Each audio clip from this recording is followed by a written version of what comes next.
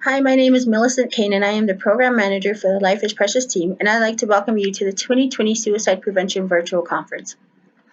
Every year, we choose to stay with the theme that is our program's name, Nowhi, Bagoye, Life is Precious. We hold this conference each year to help facilitate awareness and education related to prevention, intervention, and postvention efforts of the Life is Precious team at Apache River Health Services. But this is our first virtual conference, so please be patient with us. We understand that the topic of suicide is taboo, painful, and personal, which makes it even more important to educate and assist our tribe by hosting this and various events throughout the year. One of the events we just finished hosting is our annual walk, and due to COVID-19, this event was held virtually. Another notable accomplishment was our recent mural on a community wall, which we have named the Hope Mural, and this was done by local artist Dorena DeClay and the support of our chairwoman and council. We plan to begin work on another mural soon and other murals in the communities of Sibique and McNary. This year we have faced many challenges with the COVID-19 pandemic, and we have managed to come together as a team to navigate through it all. We hope by these continued efforts that the Life is Precious team can reach out to those at risk for suicide to create a suicide-safer community. With this conference, it is our hope that you will gain new knowledge and hear inspiration from our keynote speaker, Elias J. Not Afraid, and that you leave on a positive note with our motivational speaker, Tatanka Means. Thank you so much for tuning in, and please look out for other events by our program by following us on our social media pages. It is also our hope that you continue to be involved in suicide prevention for our communities because it is so important. Thank you so much. Good afternoon, everyone, and welcome to our virtual suicide prevention conference. My name is Tiamala Evans, and I am the clinical supervisor for the Life is Precious team at Apache Behavioral Health. I just want to thank you all for joining us today, and I'm here this afternoon by virtual means to present you all with some information that I'm hoping is going to be helpful for you all, and that's building a suicide-safer community. So we will get started today in talking about suicide prevention in regards to social media and what you all might be able to do. Life is Precious, or Nowhi, our program mission is dedication to preserving the lives of tribal members who may contemplate suicide, supporting those people to make sure that they're able to find hope if we can, and provide resources to develop skills necessary to cope with challenges that people experience. Just wanted to welcome you all again and introduce you just briefly to our team. Currently, we have 5 prevention specialists that work on our teams between our White River and Sibique offices, also covering McNary. We have Billy Kose, Ermin Stover, Kerbeline Hoffman, Maxine Benito, and Nanette Lee. We also have an extension of our team that's part of our mobile crisis. And currently our mobile crisis or assessment clinician is Susan Bernard Davy. We also have a program manager whom you all have met already, Ms. Millicent King, and myself, Tamala, as the clinical supervisor.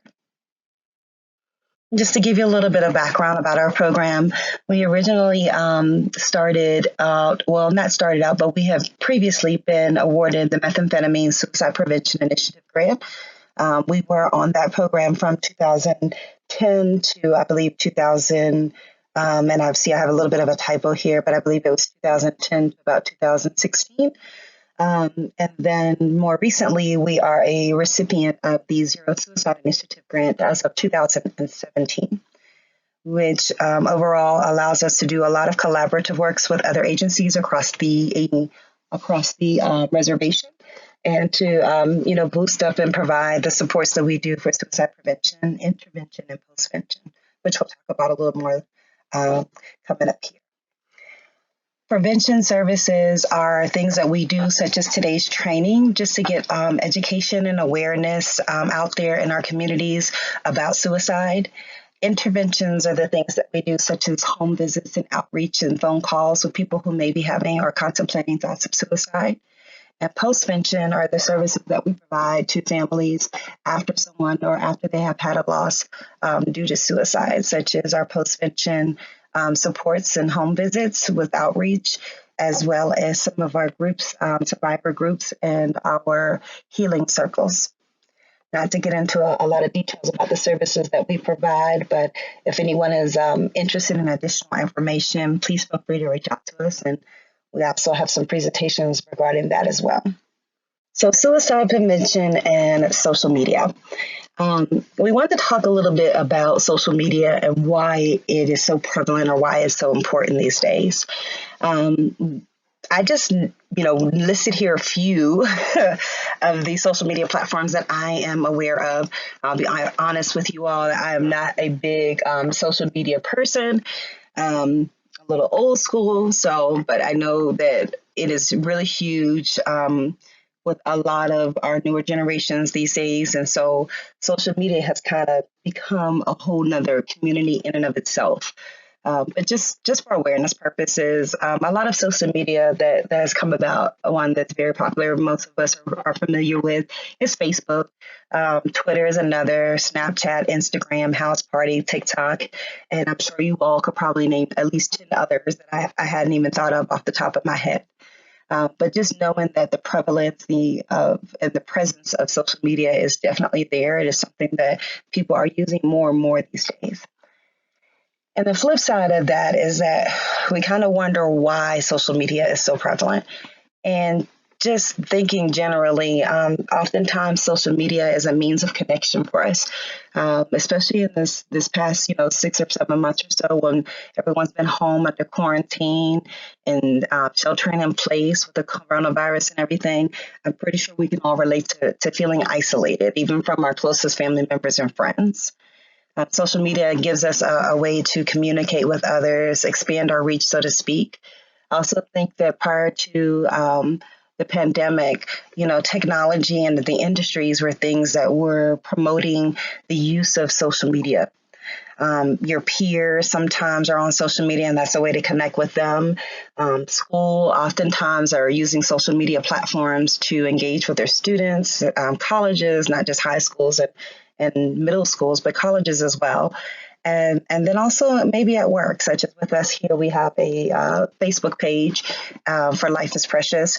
And then also I think a big piece of that is socializing.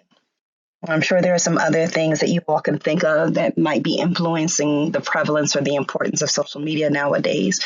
But that's something that we wanted to kind of put out there just to be aware of. So talking a little bit more about what we use social media for. And we bring this to you because we wanted to kind of be intentional of knowing what the purpose of social media is, even though we often don't always see it being used for the same purposes that it was intended. But some things, I'm not going to read everything that's listed here, but for some things we notice that, again, the communication, the connection, there's heavily pieces of networking, socializing, gathering information, being able to, there's job markets on social media now, there's advertising, marketing, people are using it as an educational and a learning platform at times. Again, with the socializing, making friends, meeting new people, dating, interacting with others. There's marketplaces to sell things and to buy things. There's the entertainment piece of it. I say entertainment nicely, but more so, often we'll see a lot of the gossiping and the today, as my coworker tells me, is called. And my favorite, just stalking people. Sometimes people are using social media just to kind of peer into the lives of others. So social media is used for a lot of different things, and we just want to kind of get your brains flowing on that process of what is social media for, and what are you intending to use it for, or what was its intended purpose. Now, I'm jumping right on in here because with social media and suicide prevention, our biggest concern is that oftentimes, with Life is Precious, we do receive a lot of referrals for people who are on social media who may be having some concerns or contemplating thoughts of suicide. And so what we feel like you all can do with your awareness, with building a suicide safer community, that you can be aware of some of the triggers and some of the risk factors for suicide when you're on social media. I will say that there are a lot of triggers and risk factors 20 times more than what I've listed here. This is just kind of to, again, get the brain juices flowing and the thought processes going. But honestly, a lot of this will depend on the individual. A lot of this are things that, for that particular person may cause them feelings of distress, feelings of hopelessness, feelings of worthlessness, or feelings of loss.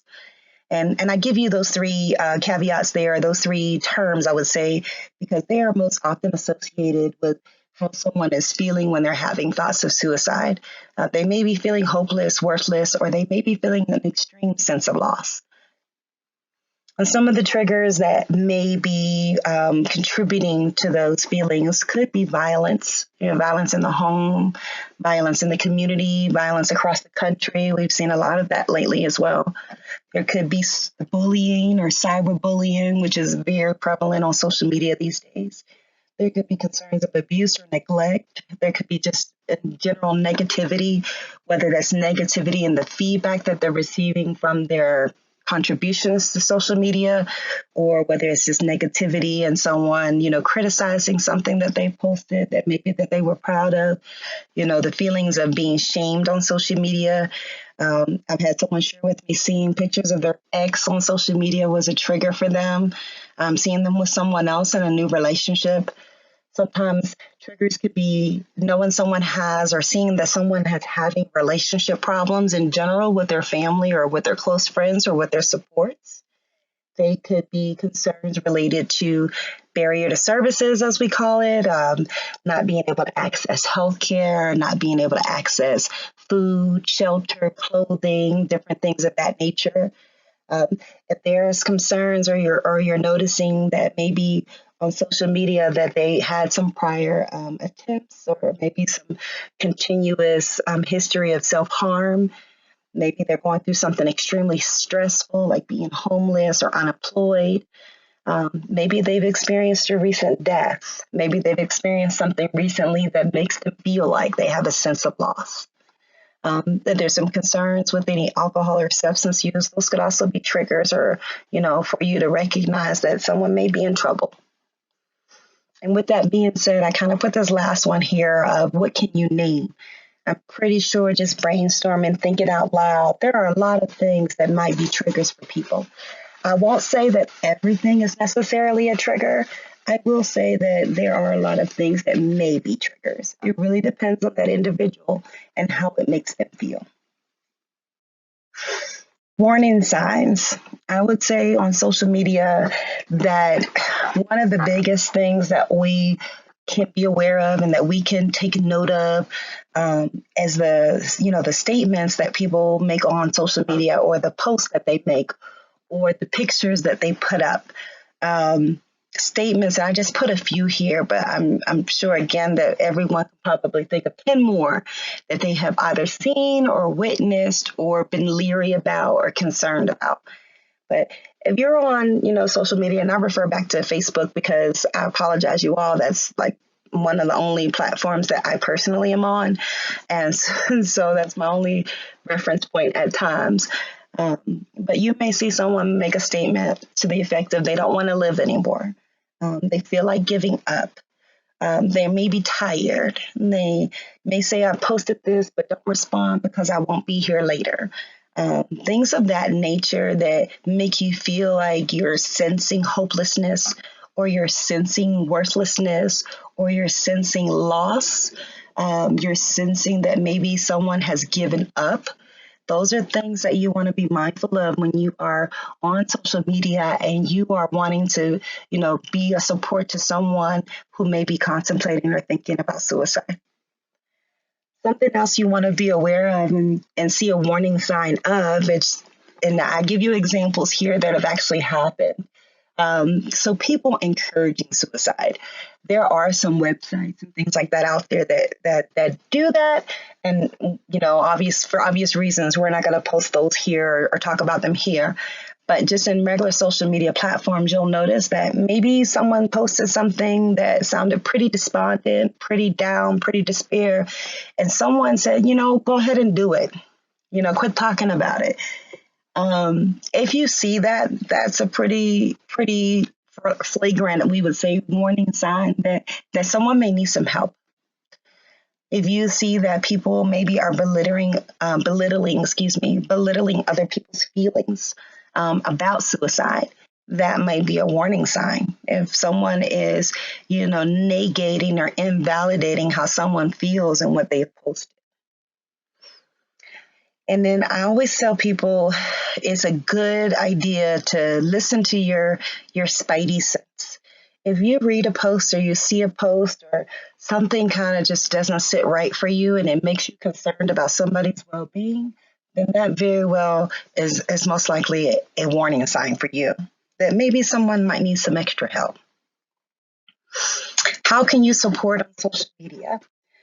It's really hard because oftentimes you're not able to see someone face to face unless maybe you're video chatting with them or something of that nature.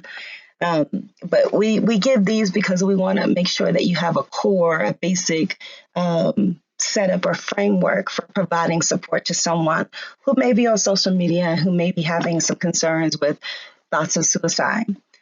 We want you to be understanding. It's really hard sometimes to be understood, and it's hard to articulate ourselves at times, especially when we're distressed and upset. Even when we're not, I know I have a hard time with my words just coming out my mouth. But be understanding. Give someone that opportunity to be heard, so to speak. Be supportive. Try not to invalidate. Try not to negate. Try not to tell people how they don't feel. Try to be supportive in that you recognize and you honor how they feel in this moment. And you're there to kind of, listen. And that's the third one, or fourth, 1, 2, 3, 4, fifth one down here in quotation marks, because you're on social media. You may not be directly talking with them, but in a sense, you're listening. You're reading what they posted. You're responding back.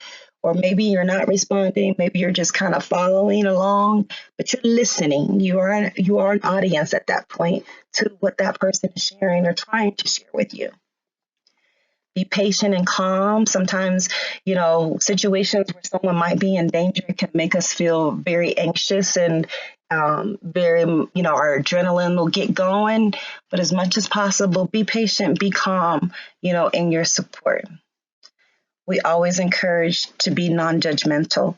Oftentimes we have different frameworks that help us to lead our lives and give us purpose.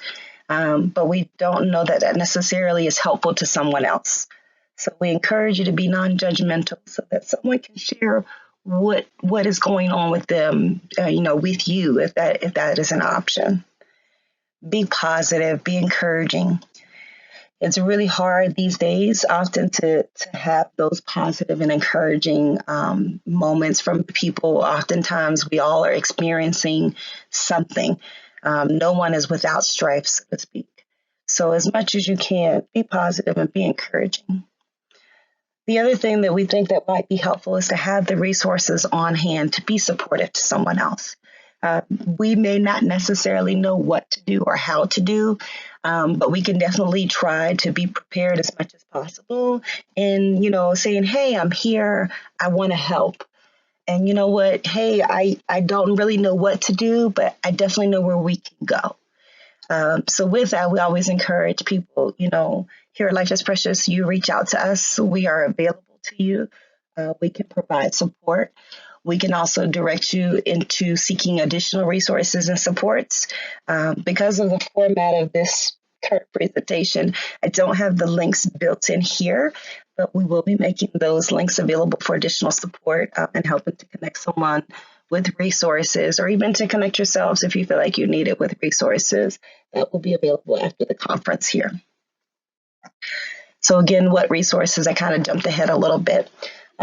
Like I said earlier, we do have a Facebook page. We oftentimes are interacting and responding on that Facebook page.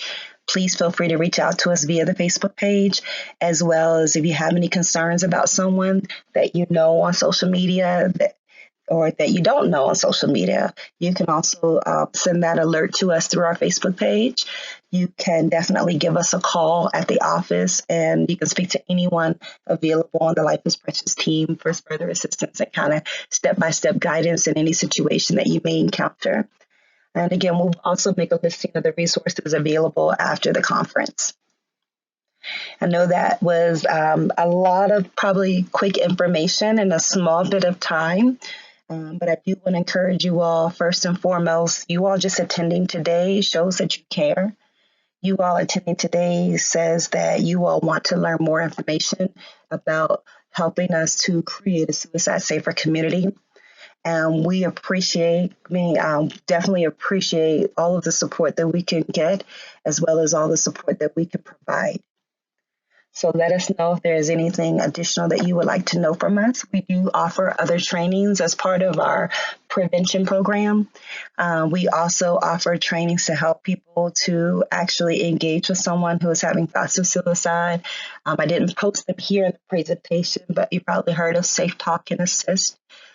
So if you'd like some more information about additional trainings that we offer, please feel free to reach out to us at the office. I do want to say thank you again, Ashunk, and you all have a wonderful rest of your day, and I hope you enjoy the rest of our conference. Hello, my name is Nanette Lee, and I am a prevention specialist with the Life is Precious team.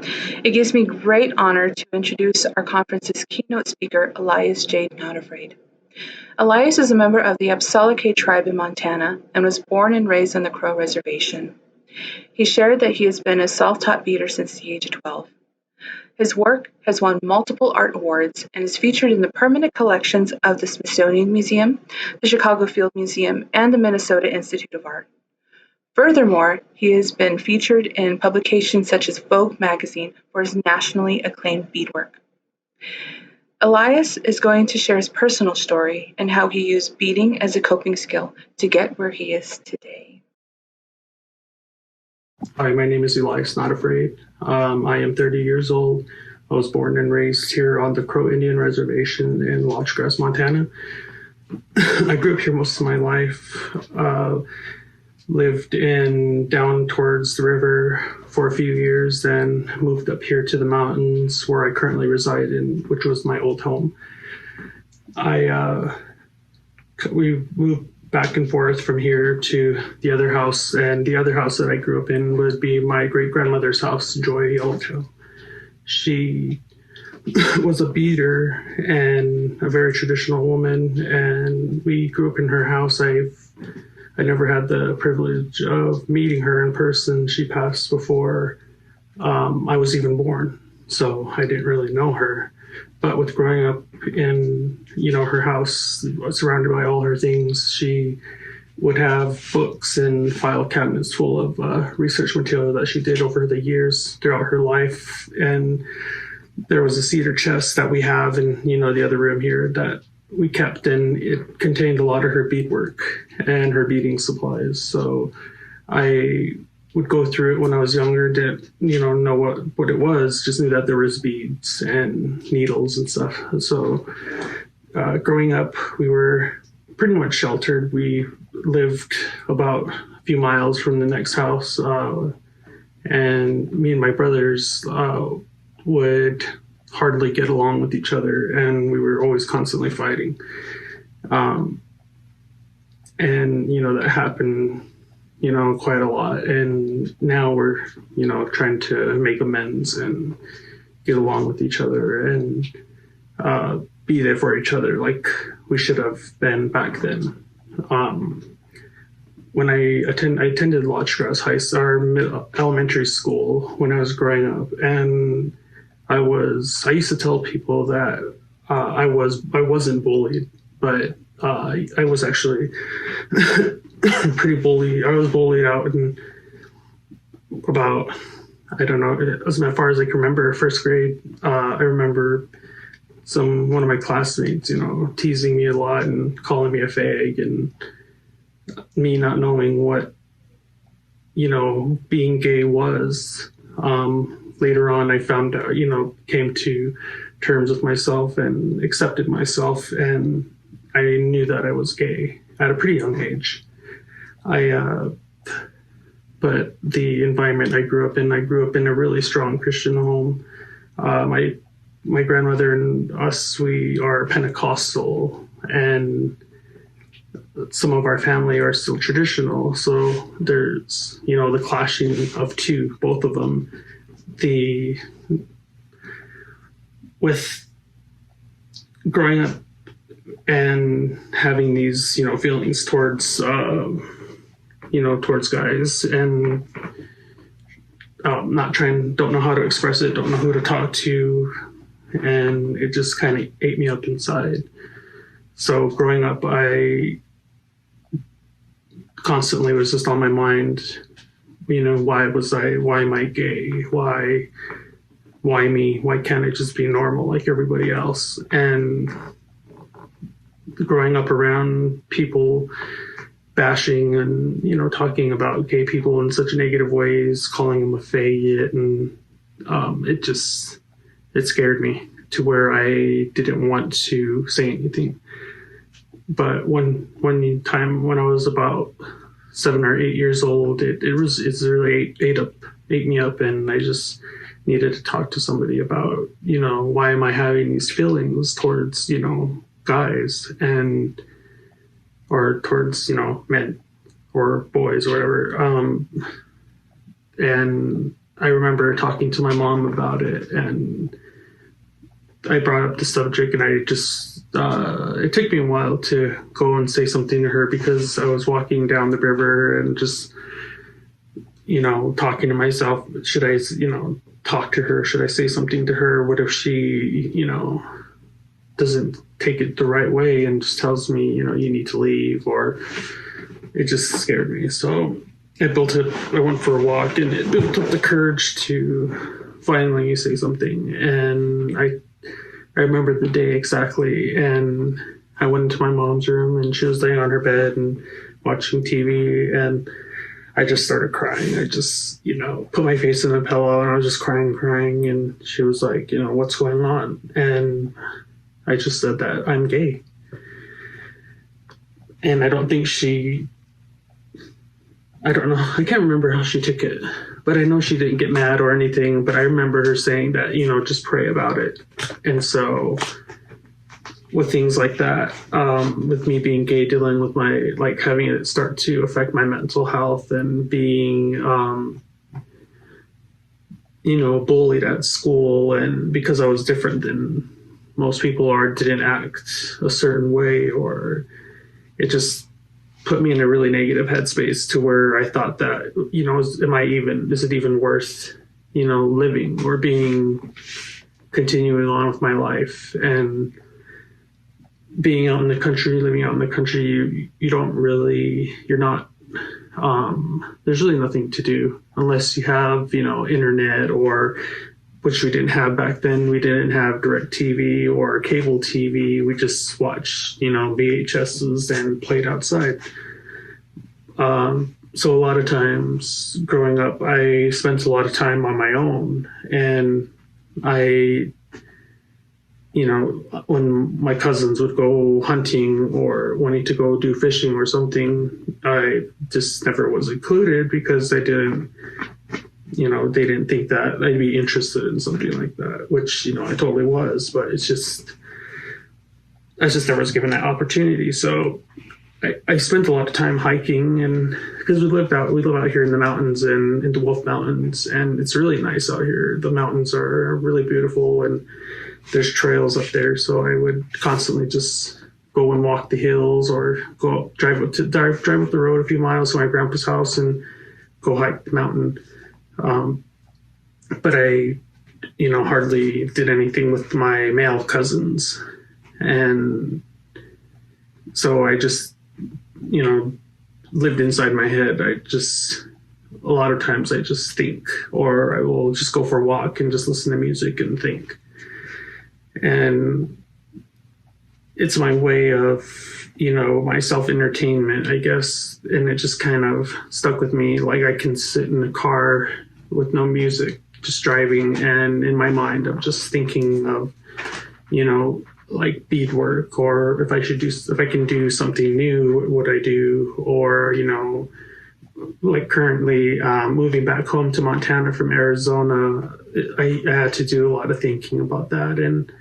But I resort to that when things get tough. I just lock myself in my head. And when growing up around about around 12 years old, I took interest in my grandma's stuff that she had in that cedar chest. So I started taking out the beadwork, and there was a pair of leggings that she had, and they weren't fully beaded. It was just beaded on moose hide. And I would take a seam ripper and take out a row of beads, and then I would put it back. And then I would do another side on the leaf. I would take a row of beads out and then put it back together.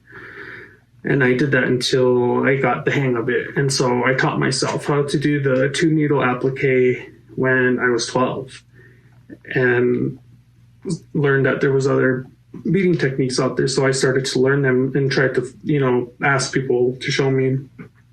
But when asking people to show me how to do beadwork, it was always, with hesitation, and people would either say, these are secrets that my family has kept and I can't, share my beadwork with you, or how to do it. Or these are, my designs and my colors, and I can't share these with other people. So I just taught myself how to do it. I would just examine it or look at it and try to figure out how it was done, and would try to replicate it. And so around my 7th grade, when I was in 7th grade, they offered this class to us, and it was beading. There was wood shop and beadwork. And so I took the beading class, and I learned how to do peyote stitch there. And I remember my teacher, her name was Reggie Stewart, and she was the one that showed me how to do the peyote stitch. I ended up getting it down really quick. I picked it up really quick and wanted to challenge myself more. So I would, try to fit the designs inside, or I would try to, try beading other things. And me showing that interest in class just drew attention from people that, they just harassed me because I was good at beadwork. With beadwork, I feel that when they tried to assimilate crows, and when the Christianity came onto our reservation, and a lot of our ceremonies and ways of life kind of died out because they wanted to kill the Indian and save the man. And so they put gender roles on certain things like cleaning and cooking and beadwork, and they made it seem like only women do beadwork, when in fact both men and women did beadwork. So my classmates would say, why are you taking an interest in only women do that? And so I would just, kind of like laugh it off and whatnot, but I just was like, it just bothered me. So I ended up switching, or I had the option to take the class again, but I ended up taking woodshop because just the constant harassment was just getting to me. And then around that time is when I started to really deal with my sexuality and trying to figure out who I was and trying to pull myself out of these dark places, because a few times I would contemplate suicide, and it was out of fear and sometimes anger because nobody would listen to me, or the fear of somebody finding out or saying something, and constantly being harassed. And what drove me to homeschool in 7th grade was I was in an art class, and we were doing woodwork. And I remember it was in November, and we were working with those wood pens that heat up, where the tip of the pen heats up and you just kind of etch or burn into the wood with a design. So that was our last class, and we were finished, and we were getting ready to, waiting for the bell to ring. And so I would stay in the back, try to be in the corner, so that way, nobody would come behind me and try to do stuff or pick on me. And but I ended up sitting at the table, and when I sat down, I remember somebody put something over my neck, and it was a cord, and they wrapped it around my neck, and they just pulled it real tight, just quick, and then they let go. And then everybody, that saw it started laughing. And so it was embarrassing. So I just, started laughing too. But what my classmate did was he took the wood burner and just took the cord and just, wrapped it around my neck and just pulled it really tight. And the way I reacted is I jumped up and tried to stand up. And so after the bell rang, we left, and I told my teacher, the art teacher, and told him what he did, and just nothing ever came of it. Didn't even try to say, I'll take care of it. There's just nothing. So I went to the principal and told them, and they said they would handle it, but all they did was, oh, don't do that. And it just got to the point where I couldn't take it no more. So I told my mom about it, and I remember the exact time of day, what it was like. I could just see the whole, when I told her that. And we were driving home, and it was raining, and I just said, can I be on homeschool? I don't want to go to school here anymore. I said, I'm just being harassed and bullied, and one of my classmates just, tried to choke me with a wire. And, even though it was jokingly, it's not going to stop. It's just going to continue and continue until I break and, make a fool of myself. And it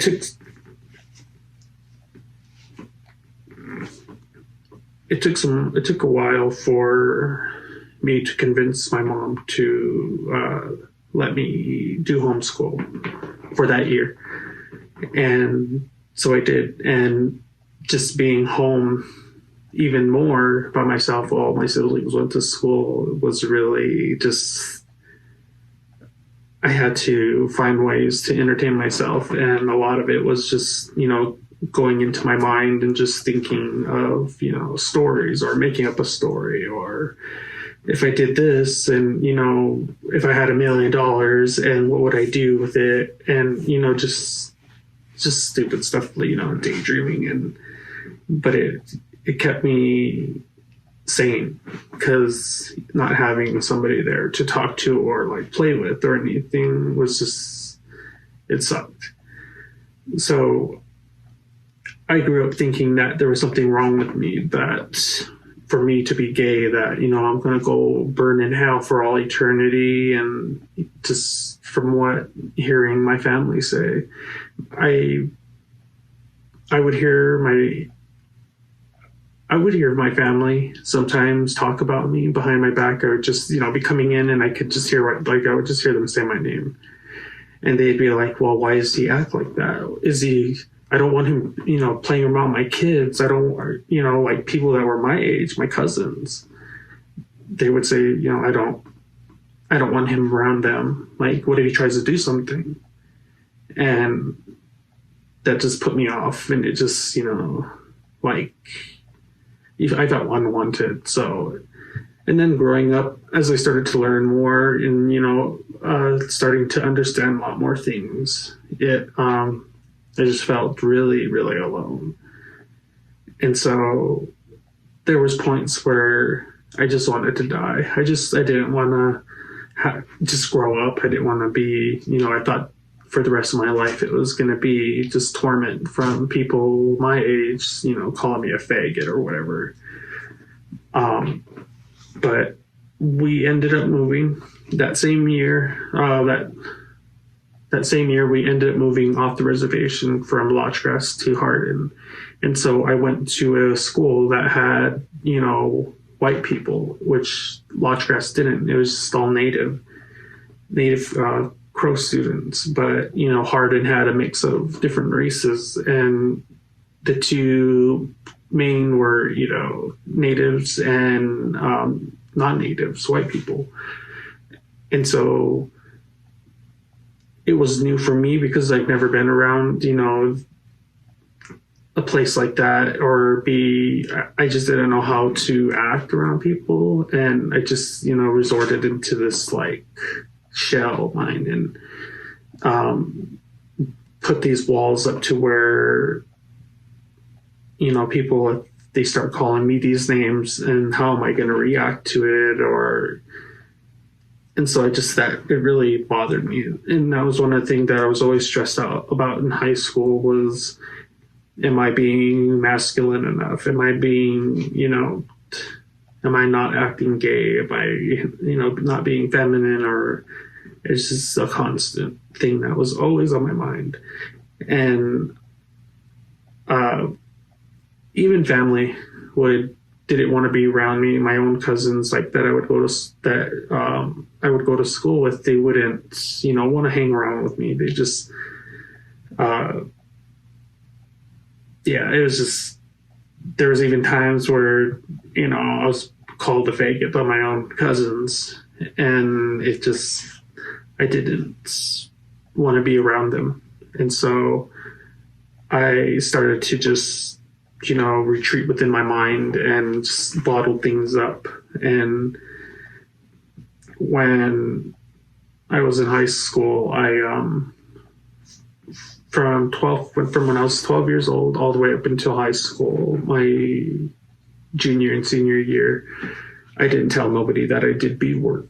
I just kept it a secret because I didn't want to be, talked about or anything, or I didn't want people to tease me or say things about me. And so I just kept it a secret, didn't tell anybody. And then I started to notice that people started wearing beaded medallions and bracelets and earrings, and it looked really cool. And I wanted to do that too. I wanted to wear, beadwork and stuff instead of like jewelry.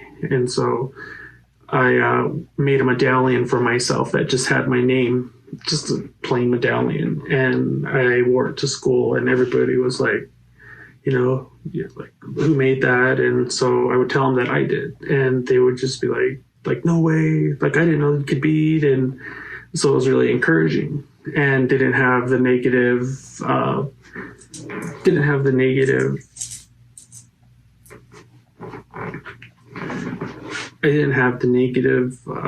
like, I don't know, just say backlash that I did with here in Lodge Grass. When then they started taking a beading class, or the school in Hardin at the high school that I was attending, they offered a beading class on my junior and senior year. So I would take that. I took that class with one of some of my friends and one of my brothers, and it was really nice, just to talk about beadwork in a safe space. And just, talking about ideas and talking about, other beaders. And that's my junior year is the year that I first heard about Indian Market in Santa Fe. And that was from my art teacher, Mr. Alvarado. He mentioned it and talked about it, saying, this is one of the most prestigious art markets that's out there because it's so exclusive for only Native Americans. And the amount of money that's spent during that weekend is a lot. And so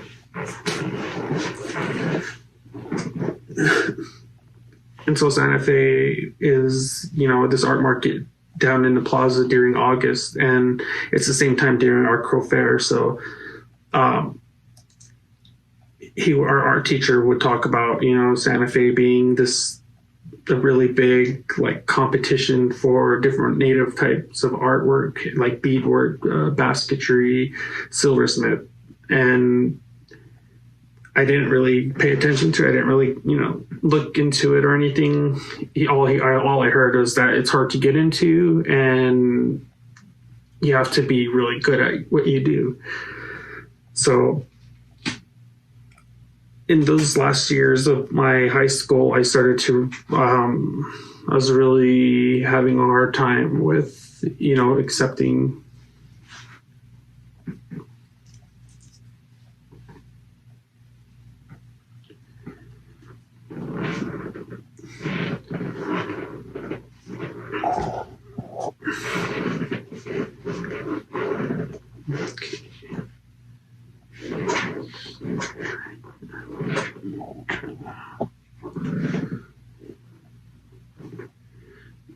So my last 2 years in high school, junior and senior year, was really tough for me with accepting my sexuality. I felt trapped. I felt like I'm holding in this, secret that is eating me up from the inside, and I need to tell somebody. I need to find somebody to, just get this off my shoulder so I can, become normal.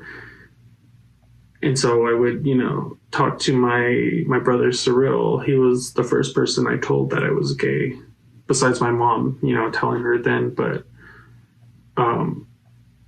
he was the first one of my peers that I told that I was gay, and he didn't care and loved me no matter what. And we would always joke around and stuff, and he would always tease me about it. But it was good to talk about it with somebody.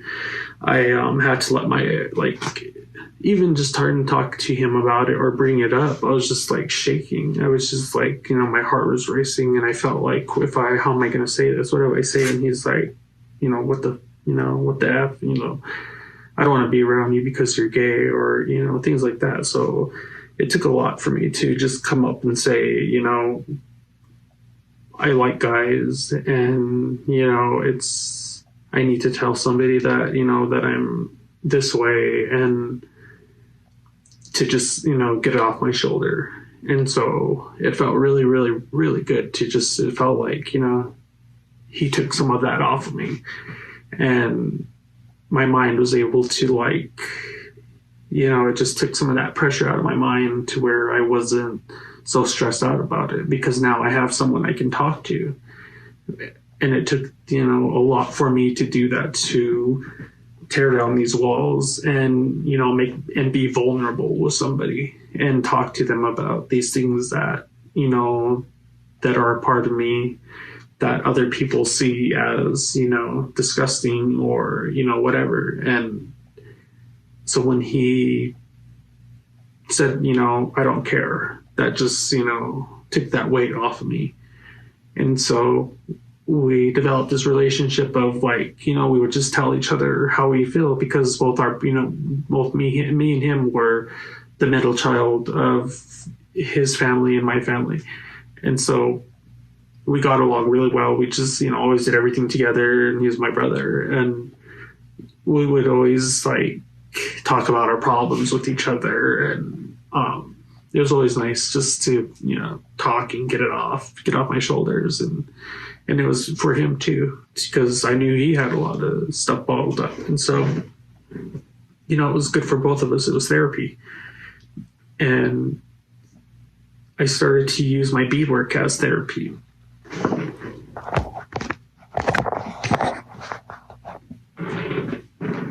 And so I started to use beadwork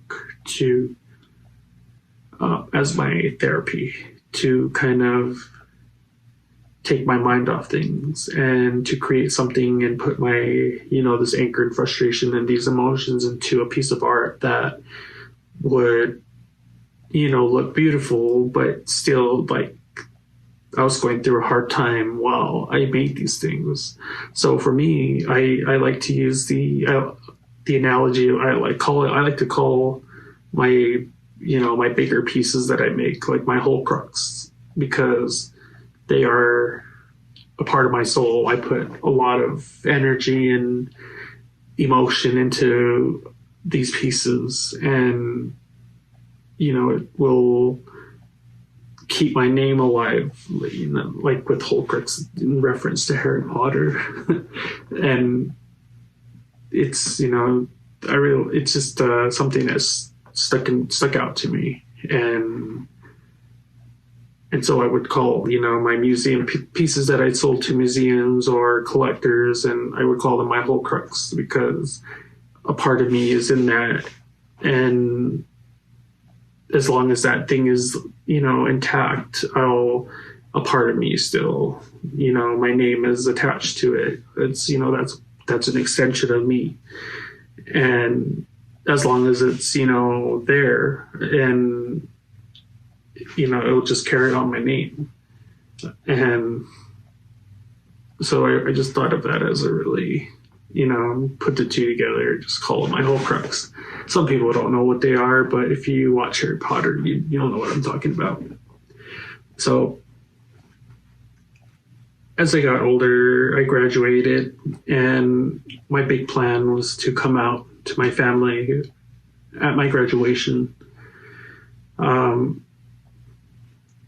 I remember I was driving around, I was in Billings, and I was driving back home, and I almost told my mom that, that I was gay, because I don't think she didn't believe me that I was gay, because I did date girls in high school, and, would bring them over to the house and stuff. And it was more of, just to see if I, really was gay, or if, some people would say she's going through a phase. And so I just, would date girls too. And so around that time after my graduation, I met a guy down in Santa Fe, and never been out that way or anything, but we just met on Facebook and started talking to each other. And he was my first boyfriend, first relationship. And so I flew down there to New Mexico, but I lied to my parents and told them that I was going to be staying with my aunt for the week, and was really careful about not posting pictures or anything like that, just because I didn't want to, get in trouble, because I was still living under my mom's roof. And it was really different. It was, like, to finally just be myself and not have to hide who I am, just is another feeling. It's just, you feel free. You feel really free. And after I left there, when I had to say goodbye, that was really, really, really hard. And it just, I was so depressed, and I didn't want to leave him. And so when I came back home, I wanted him to come up there, but nobody knows that I was gay. So I remember driving back home from Billings, and Billings, Montana, it's a city out here in Montana. And so I was going back home, and it was just eating me up. I needed to tell my mom, my dad, that, that I'm gay and not bisexual. I would say bisexual for a while, but I wasn't bisexual, I was gay. And so I told I was texting her, and I just said, I'm just dealing with a lot of stuff right now. And she's like, well, what is it? What's wrong? And, me being young and just hearing, constantly hear, what's wrong? What's wrong? What's going on with you? Are you okay? I would just be dismissive and be like, no, everything's okay. I'm okay. I'm all right. When I wanted to, really say something and talk about what I was going through, but I just held myself back. And that's what I did with, coming out to my mom. And I was driving, and I was shaking, and I was crying, and I just said, there's something about me that you guys don't know, and I'm afraid to tell you. And so she just said, I think I know what it is. And so I was like, yeah. And she's like, so are you gay or are you bisexual? And I just said, I'm gay. And so she didn't text me for respond back after that for a bit, and it freaked me out. And I was just like, do I go home, or do I have to go and pack and leave? And so she just said that, she kind of knew and didn't know how to approach me about it, because the way I am back back then I would just, lash out at people and take my frustration and anger out on my family. And I just finally,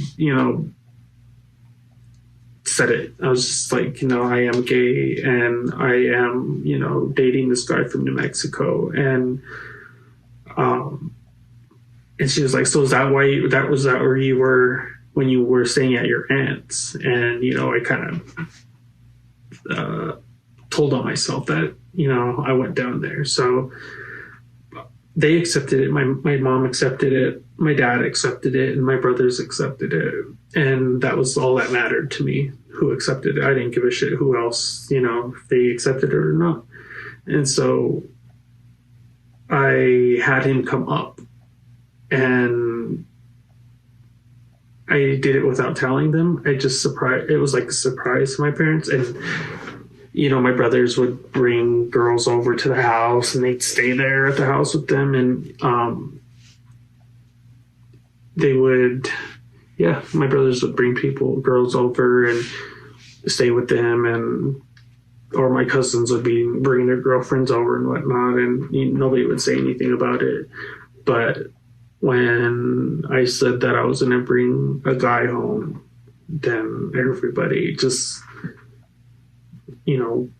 why didn't you say anything to us? We should have talked about this. We're not ready for this. And that just, made me think that, they're not accepting of it. They can't handle it, or they're just, pretending to be okay with it. So he ended up coming out here. But the whole time I was holding back a really big secret, as well as me being gay, and that was I was addicted to opiates. I had a surgery done on my foot when I was a junior in high school, and they prescribed me hydrocodone. And I remember the first pill that I took, and I was home. I stayed home from school, couldn't stand on my feet, and I was kind of afraid of the pills. I didn't want to go get all sleepy and stuff and drowsy. And so my foot was hurting to Tylenol wasn't helping. So I took one of the hydrocodone, and just how it made me feel afterwards, that high, that euphoria, I became hooked, and I became addicted quick. So it started out small. It started out 1 pill a day, then 2 pills a day. And then a month later, it'd be 3 pills a day. And so forth. It just kept growing and growing. And I didn't tell nobody. I was actually stealing pills from my dad and my mom. My dad having, back and neck injuries from a wreck. And, my mom with her knee. I was just stealing. I didn't care. I just took a handful of their pills, and that would last me. And then after I graduated is when it started to get a bit more serious. It was starting to get more real, I would say. When I went down to Albuquerque to finally meet my, my first boyfriend, I was addicted to pills, and I didn't plan out, to buy enough pills to get me through my visit down in New Mexico. And so when the second day that when I first got there, I was the last dose that I took. And then that next day I started withdrawing. And that was the first time that I've ever had withdrawals from, pills and opiates. And it just, you feel like you have the flu, like 10 times worse. And you have these it's just like an emotional roller coaster. You can just start crying for no reason. You're just depressed, and everything just seems so, bad. And when I hid it from him too. He knew something was wrong. I just said I wasn't feeling good. I was actually withdrawing, and all I could think about was getting back home and finding someone who's selling pills. And so that relationship, we went our separate ways. We became friends. We're still friends. And he's actually taught me a lot and about, like being gay or the gay life. And because I've just grew up in the country and didn't know any of it, didn't know how, how it is to be in the city or anything like that. So when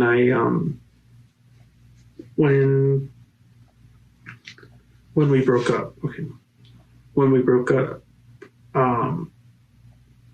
I latched on to somebody else, and let me start that over. Hold on.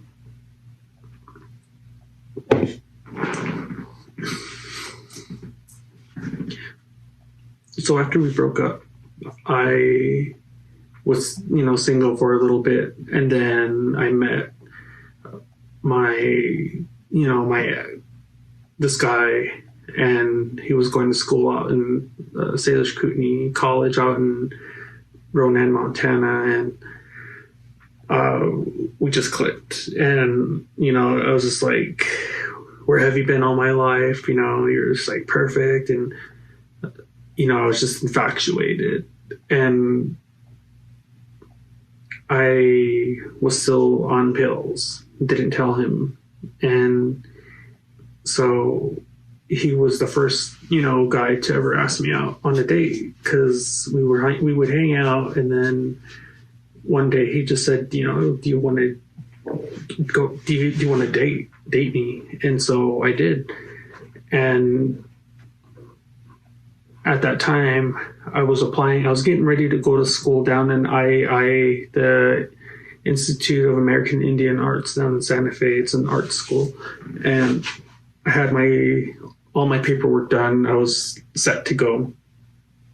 And during that Christmas break, I, met this guy, and then got really attached to him, and I didn't want to just, end it there. So last minute, I switched schools. I switched from going to IIA, which was what I wanted to do. It was I dreamed about going to this art school, and then I switched to the University of Montana out in Missoula just so I can be closer to him. And it got harder out there because my addiction and not knowing people, not knowing where I could find pills, and it was hard. So I would have my dealers, they would mail me my pills. I would send them money, and they would just mail me pills. And I got it to the point where I convinced my own mother to do it, to mail me pills. I would send her the money, and make her buy my pills and send them to me, and tried to make them last. And so schooling was just not on my mind. It was trying to not withdraw.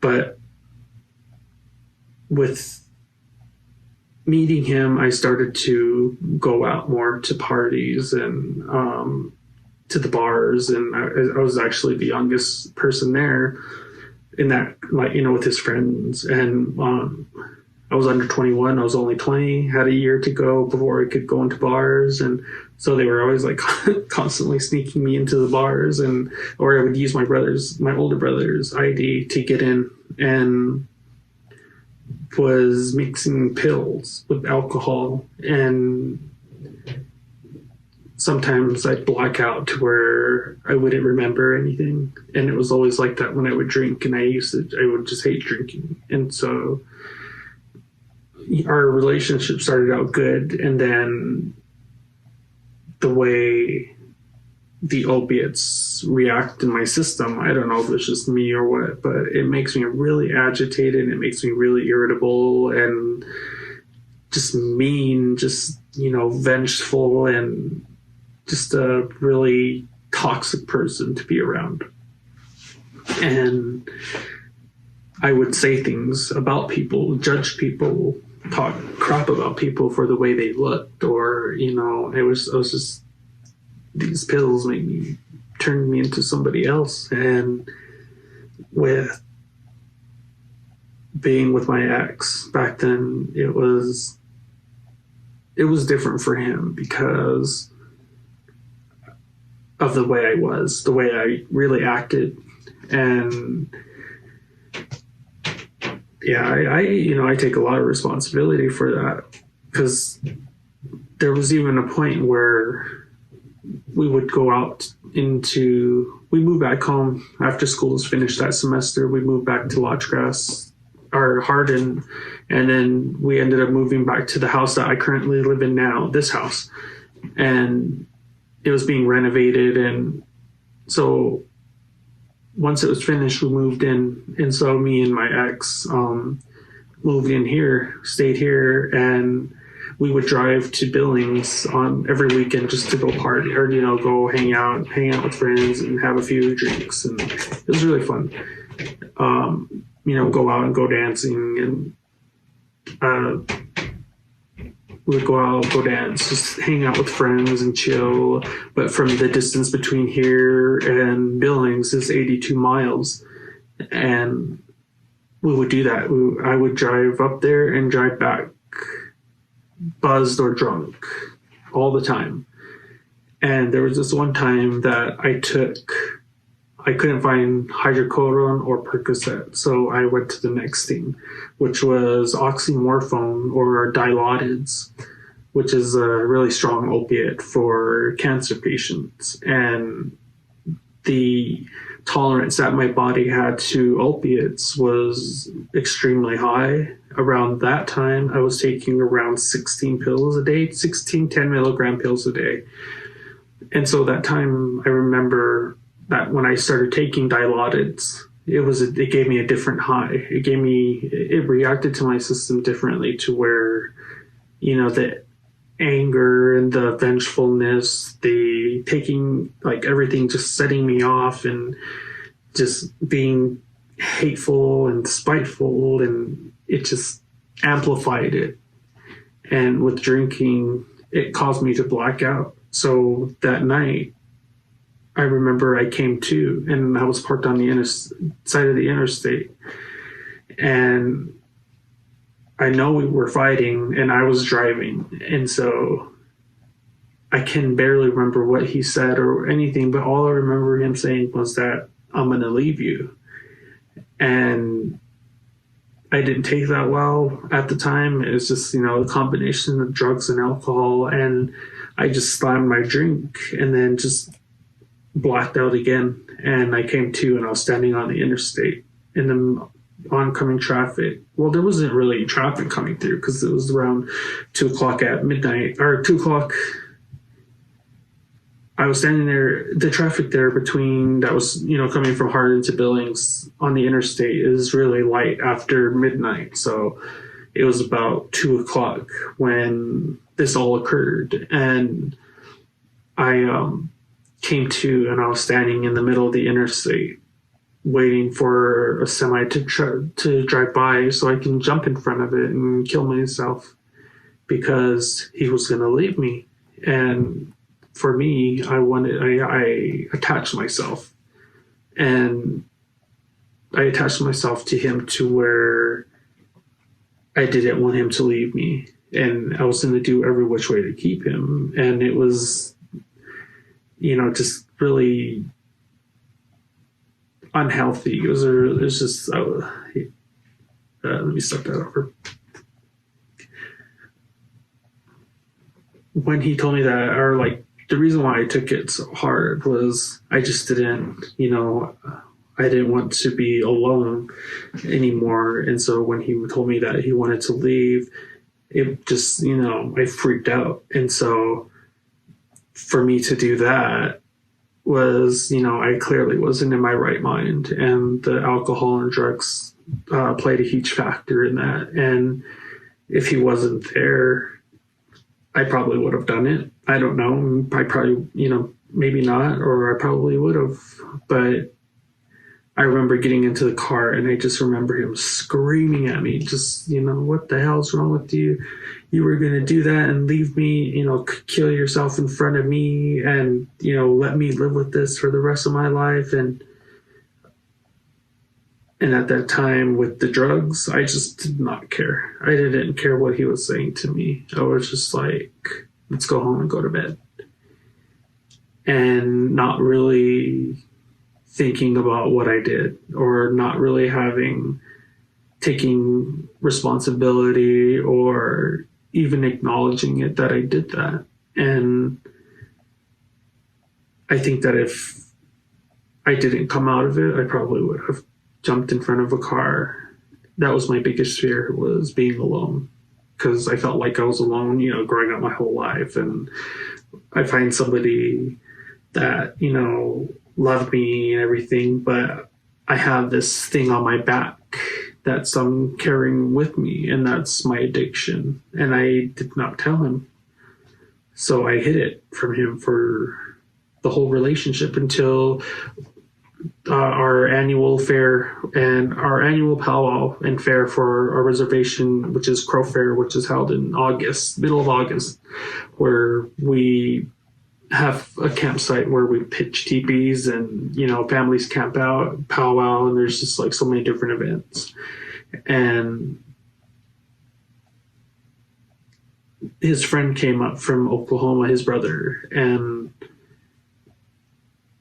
he was staying with us at our house, at my house, and I was taking pills. We were packing our stuff up, getting ready to go to our campsite. And let me start that over.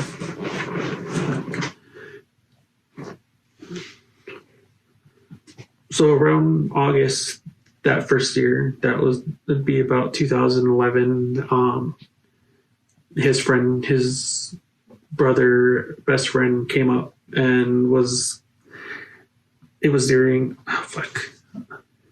So in August of 2011, I believe, we were getting ready to go camping and set up our campsite for Crow Fair, which is our reservation's annual fair and powwow. And we go to Crow, and we have these little campsites where they're all close to each other, and we set up teepees, and our families just hang out, and there's like different events going on. There's a powwow, and the horse races, the rodeos. And so we were getting ready to leave my house to go set up our camp area. And so my ex's best friend came up from Tulsa. And while we were packing our bedding and, our clothing and stuff, the whole time I was just popping Percocets. And around that second night we set up camp, I was still, just constantly popping them and not even being discreet about it, just, taking it like I would pills, any pill, like Tylenol. And so he noticed it and asked, my boyfriend at the time that, why is he taking so many pills? Is he okay? And so he brought it up to me in the car and was like, what are you taking? And I just said, oh, I'm taking Percocet. And he's just like, like, you mean you're taking opiates, pills to get you high? But I lied and be like, no, it's for my back. It's for my this, it's for this. And I just constantly lied. And it pissed him off to where we got into a big argument, and he just was yelling and yelling, and things started to just kind of get worse from then on. And it was because of my drugs. That February of that following year, I got my first DUI, and we went out drinking. We were living up in Billings at that time, and I was driving, and I told, my friends and whatnot who I was with and my partner that, I didn't want to drink and drive. So here's my keys. And so we went out, and around that time we were just fighting all the time, just constantly arguing. And so I was mad about something, and I just drank and drank that night, and I drank to where I blocked out. And I came to going down Grand Avenue in Billings, going 65 in the 35-mile lane. And when I came to, there was a cop passing, and it was snowing. There was packed snow on the roads. And so as soon as the cop passed me, it turned on its lights and turned around. And I pulled over, not knowing what was on me or anything. And so I pulled over, the cop asked for my ID. So I gave the cop my ID, and it was just, really freezing outside, and I had no jacket. And he went back to the car. So I checked my pockets to see if I had anything. And in my pocket, I had about 30 Percocet, 10 milligrams. And I was trying to take him out and put him somewhere to where he wouldn't see me, or it didn't look suspicious. And so I could only get as much as I could out. And then I came to, and then he comes back and said, I smell alcohol. Are you guys drinking? And so I just, didn't want to lie. And I just said, yeah, I've been drinking. And I don't want to stand outside and do the sobriety test because it's cold. So can we just go do it at the station? And so, he respected my honesty and telling him that. So, he didn't handcuff me like, wasn't treating me somehow. And I get to the police station, and I'm coming in and out of consciousness because of, the drugs and alcohol in my system. And I remember doing a sobriety test, and I knew I failed it. And so I just told him, I am drunk and I've been drinking, but I didn't say anything about the pills. And so I remembered that I had them in my pocket. And so I started freaking out inside, and they took me to the wall, put me up against it, and they started patting me down. And they put their hands in my pocket. And so when he put his hands in this pocket, it's like, but he didn't find anything because there was a double pocket, and it was in that very first top pocket. And he went to the second pocket and didn't even fill them. So I just sat down, and once I was in the booking area, I sat down and I just started popping them, taking them. And then that was my first time in jail, second time in jail. And it's just the environment that I was in. I just didn't feel healthy. I didn't want to be like, I didn't want my addiction to get that bad to where I had to, was always getting arrested or, something like that. And then around June 2000, I don't know, we broke up. And I didn't, it was because of, the way I was, my drinking, or not my drinking, but my drug use and with the pills and stuff. And there was times where I would tell, I need help. I need to get off of these, and I don't want to be on them anymore. And I remember being told, you did this to yourself, so you can do it. You can get help by yourself. And so I just felt no support. And one time that I couldn't find no pills or anything, and I got sick, and I was going through really bad withdrawals. And so he didn't want to be around me because of that, because of like the smell that comes off of you. And so he stayed at his mom's, and until I was done withdrawing, I felt like that was my punishment. And I remember just being in my room, just like crying and constantly moving because, I'm coming off of drugs and my body's hurting. I have less restless legs and, sweating, and I'm freezing, and then my body's just shaking and my muscles are spasming out, and I just wanted to die. And looked at I wanted to die. I didn't want to feel like that. I didn't want to feel alone. And so it got to the point where he decided to end things. And for me, that was I was hitting rock bottom. And I was only 21, I think. And so we broke up, and I was just constantly depressed and crying all the time and, angry, lashing out. And then I got into an argument with my parents here, and I got kicked out because of just how I was and how I was acting. And so I would sleep at my office. I was working at the transportation department at the time for the tribe. And for about a week, I slept in the back room behind one of the desks. And there's like these old desks back there where everybody would go and smoke. And I would have this like this mat that I hid around that was in there, and I would just sleep on there. And then I would set my alarm for about 5 o'clock in the morning, because my grandpa, who was director at the time, would get there really early in the morning and, go around and start his shift. And I would go drive around and come back after he got there, and he didn't know that I was sleeping there. I tried staying at other family members' houses, but they just told me no, or they just didn't want to be around me because I just was sad all the time. Like, I don't know.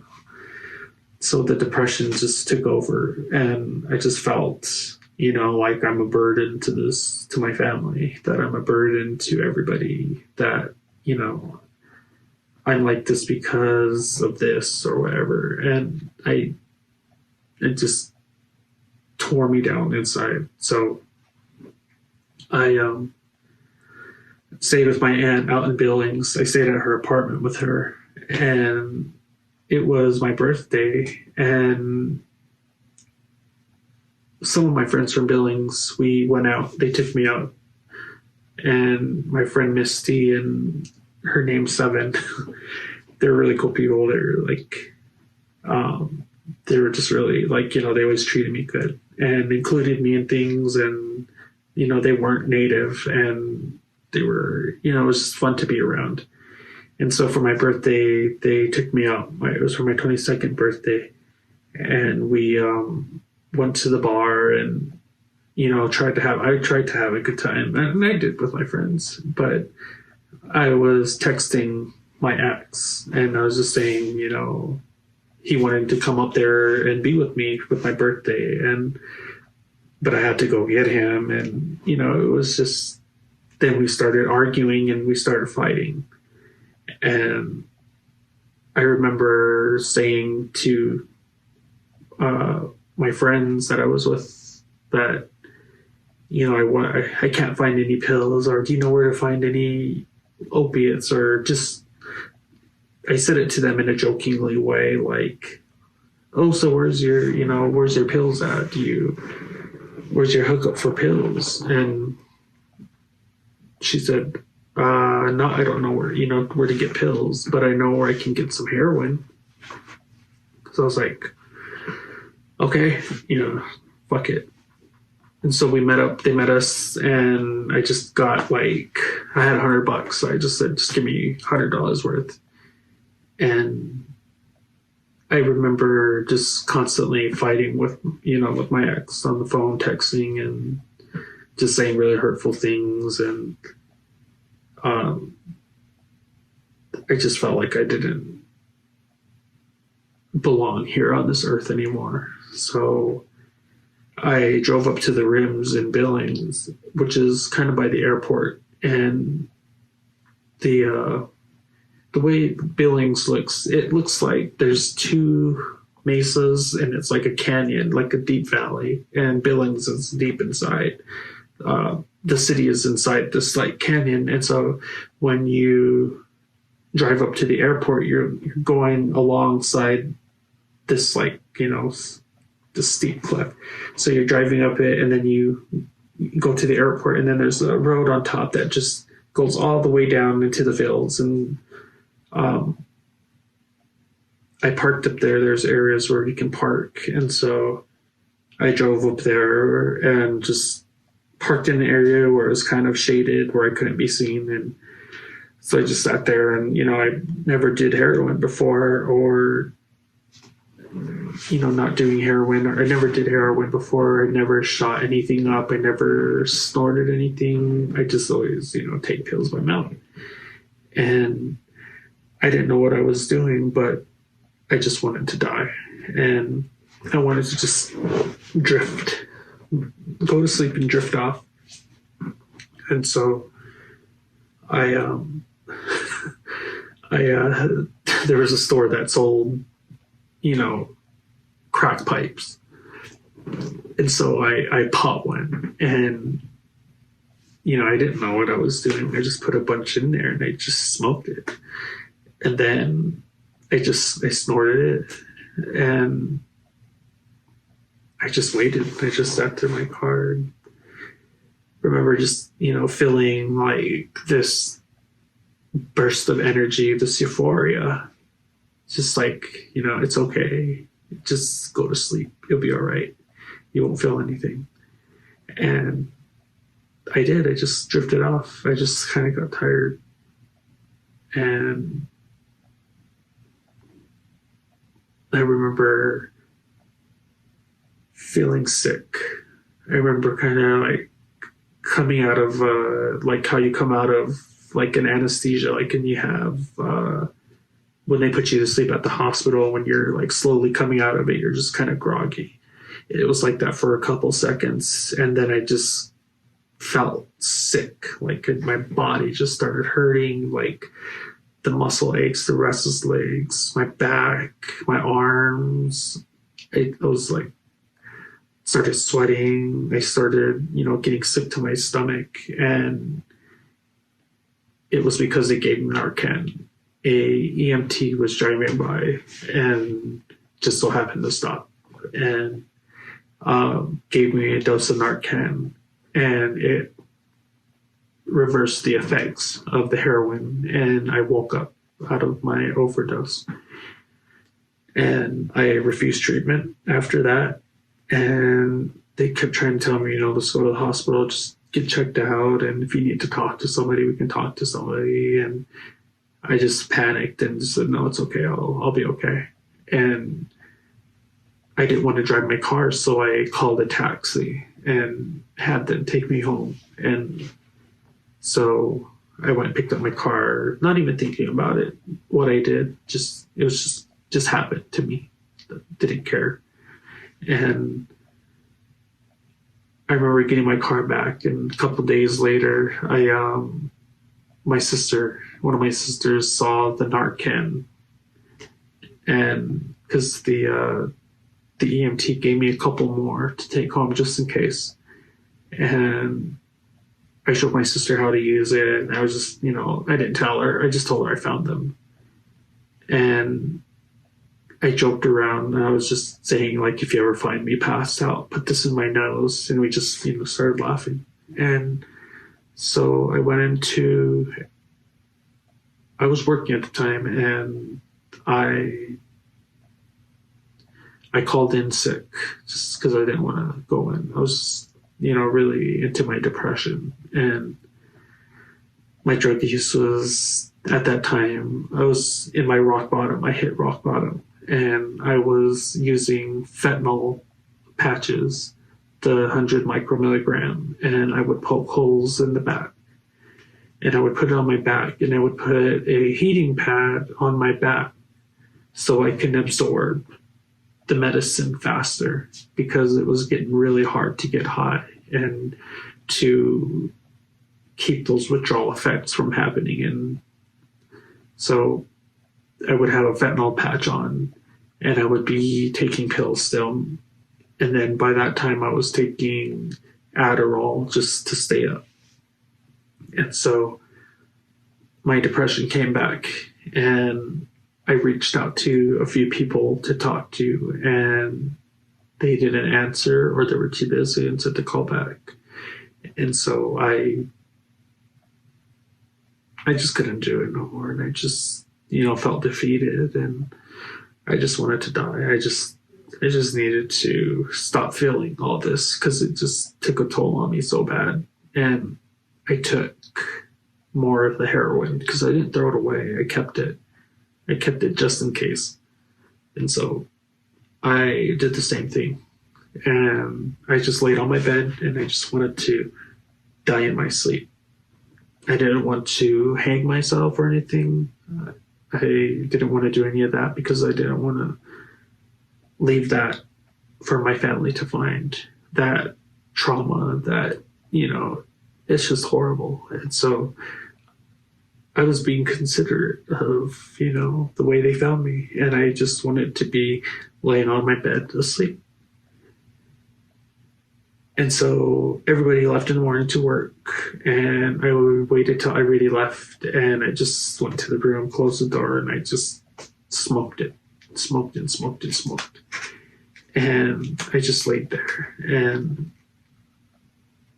just started getting sleepy. And I remember waking up again, and my body was hurting, felt sick, started getting chills. I started shivering and shaking, and I came to, my sister was standing over me crying and screaming and yelling and, slapping me in the face and just pulling me by his shirt and, trying to wake me up. And I woke up instantly, and she was just,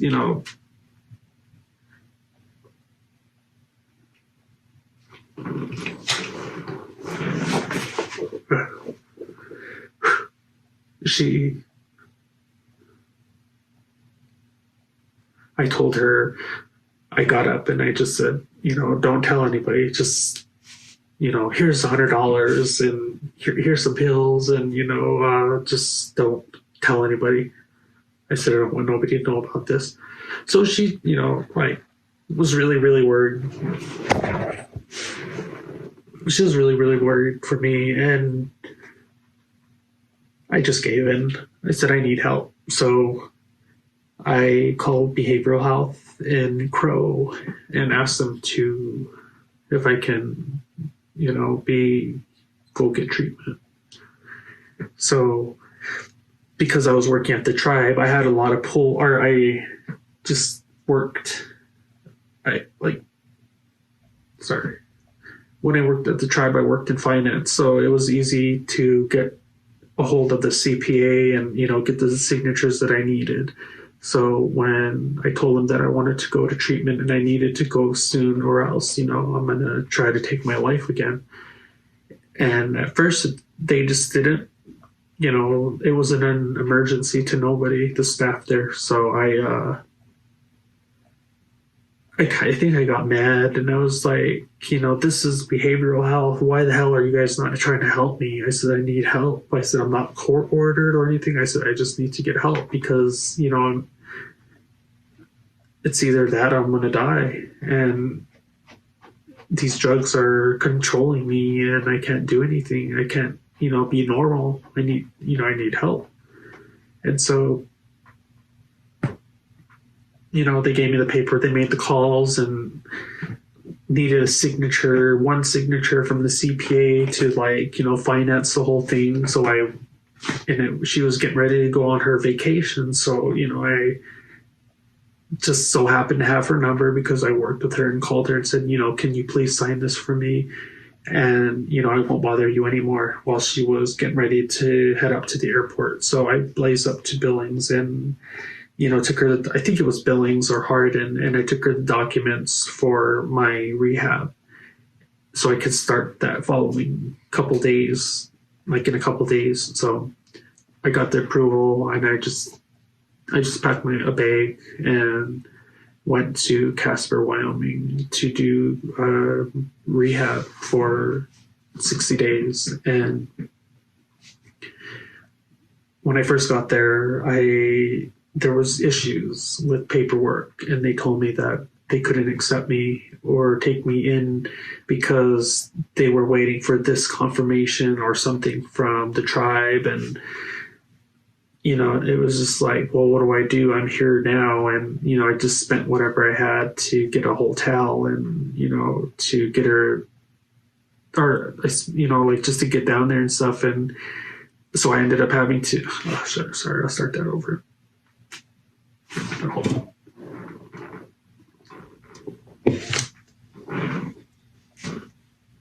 I tried to, when I first got to the rehab center, they told me they couldn't take me. They told me that they were still waiting for paperwork and stuff for financing and that I had to wait.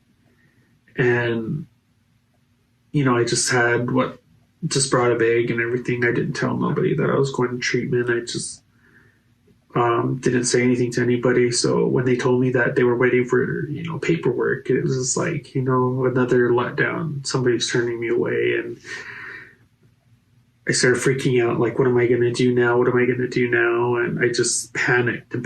And so I got a room and I was like, all right, well, maybe tomorrow it will come through.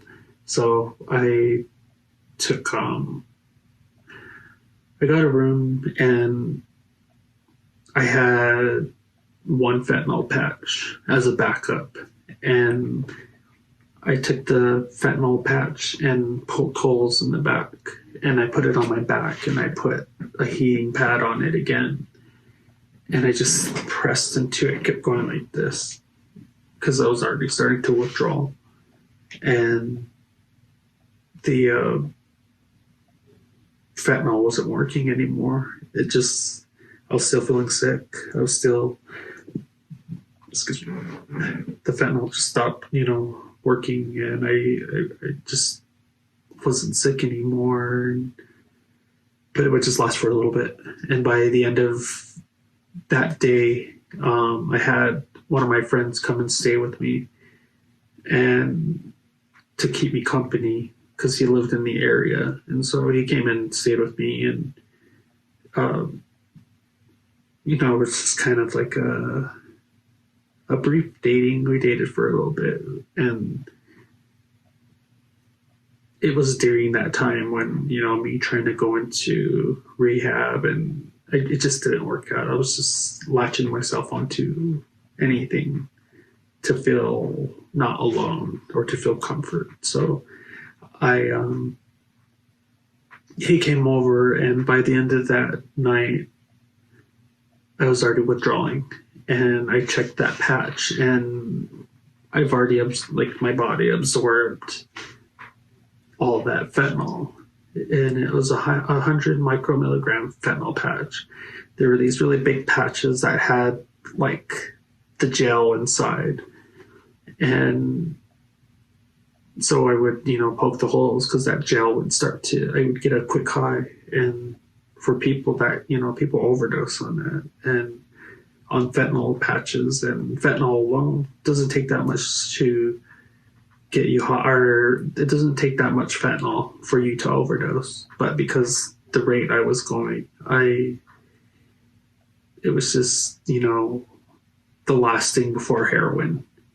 And the fentanyl stopped working. So that next morning I go to the rehab center and I was just like, praying that, they fix it, or else I was going to drive back home and, just kill myself again. Just try to be successful at it this time, because I was just tired of the way I felt, tired the way I was living, and I was just tired. And I get to the rehab center and they said, your paperwork went through. And so I just finally, I broke down. And it's weird because I don't think that treatment center has had Native Americans there before, or if there were, any encounters with Native Americans, but the people that worked there were non-Native. They were white. And so I just felt, like I was being stereotyped, and it wasn't like that. And I really respected that and, appreciated that. They didn't make me feel like that. And so I started my treatment, and I wanted to just do the Suboxone treatment. I didn't want to do anything else with the counseling. So I would say that I was okay. I already dealt with this, already, I acknowledge this and I know this about myself and I'm working on it. And so I would say anything just to make it seem like I was okay and didn't need counseling. And so I graduated the program, finished, finally went back home, and I just couldn't be here. I had too many triggers. I had too many people that I knew that sold, opiates or pills. So I had made a spontaneous decision to just leave. And so around 2012, I met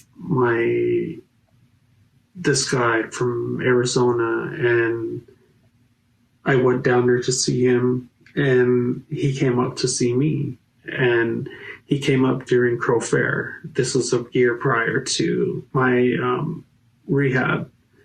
And when he came up here to Montana, his mom and family wanted to come camp for Crow Fair. So it was the first time meeting her, his mom, and she's driving all the way up from Arizona to Montana to camp. So we started to camp out there, and for Crow Fair for the whole week, stayed in tents and just walked to the powwow, hung out, cooked, and visit with family. And then when they were getting ready to leave, he was going to go back with them. And I just, felt like, what am I going to do? And so she pulled me aside while we were cleaning up, taking down our camp. And she asked me, what are you doing here? And I just said nothing. I said, I have nothing here. I have no work. I'm just, here. So she asked me to come with her. And she said, just, you don't have to worry about stuff. So I was like, okay. And I came down. I moved. And when I moved, I got off of the Suboxone. I got off all the antidepressants, the antipsychotics, and just quit cold turkey on everything. And my new home was White Cone on the Navajo reservation. And it's in the middle of the desert. And it took me a while to adapt to the area, because where I'm from here in Montana, that it's green, there's, trees and rivers and mountains, but there it's just flat dirt, buttes, mesas. And it took me a while to, really appreciate the landscape there and the beauty around that area. But when I first got there, it was just, I was shell shocked a little bit, because I didn't realize, I would be, still isolated out there. And that's when I did a lot of my healing and started to think back about these things that I would, these habits that I had, the way I was acting, these traits about me that needed to be changed. So I worked on myself. I read books about, how to deal with things, or, just trying to relearn a lot of things. And in that time, I started taking my beadwork really serious. I started to, invest more into my supplies, the things that are my materials, and beads. So I remember going to the store, and there was a Native Peoples magazine, and on the cover was Jamie Okuma, and she was wearing, beadwork, and she had this beaded print scarf that she had around her neck. I think it was a scarf, and I bought it. So I looked in it, and I just seen all these artists that do beadwork and what they've made, and these accomplishments that they made, and it was just like that gave me hope. And I was like, okay, well, because I struggled a lot with what I wanted to do with my life. I was living out in White Cone in the middle of the desert, where the only thing that's there is a store and a chapter house, and there's no employment. And it was just really hard for me to figure out what I wanted to do with my life. And I didn't want to go back to school anymore. I just didn't want that. And so I took my beating very serious. And I, after reading that magazine, following her on Instagram, seeing what she does, it just, gave me the spark to be like that, to be, do what she does. And so I started getting really into beading and coming up with new designs, new, ideas for things. And I started collecting vintage and antique glass seed beads. And so they're pretty pricey. It's an investment because they're really hard to find, and they're really old, but they're, the quality of them is really good still. They look like brand new beads if you can find good beads. And so I started to collect. I would find colors that were not processed or not being manufactured anymore. So I would buy as much as I could. And I did that for 3 years to, build up my collection of these vintage and antique materials, and to start, using more sustainable materials when I do beadwork. Like for the base of my beadwork, I use smoked spring tan buckskin, and I bead directly onto the buckskin instead of using felt like I did before. I wanted to make my work more high quality, and so I wanted people to take me serious. I just wanted to be, taken serious for something that I've done.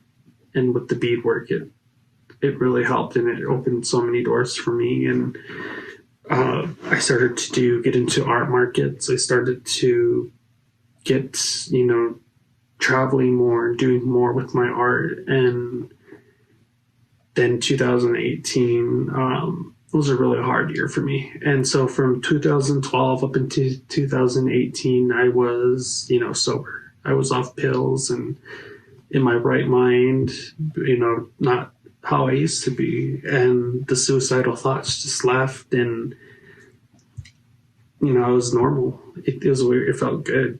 And then 2008 happened, and my partner ended up in the hospital for quite some time. And while he was in the hospital, his mom passed away. And I was one of the people that found her, besides his grandmother, who was there with her. And I get to the house, and, she's just laying there. And I got there when the EMTs and the ambulance got there. And it just, because she was like this mother figure to me. She was my mother-in-law, and she treated me so good, and, did all these, she just treated me really good, made me feel wanted, and it was really good. She was really, after that day, it was a lot of trauma, and it was hard because I had to, help my partner who lost his mom while trying to deal with the trauma. And I did this on my own, and I just, I tried talking about it to people. I couldn't talk to him about it because, it was his mom. His, pain and everything was overshadowed mine, but still I was dealing really hard with it. And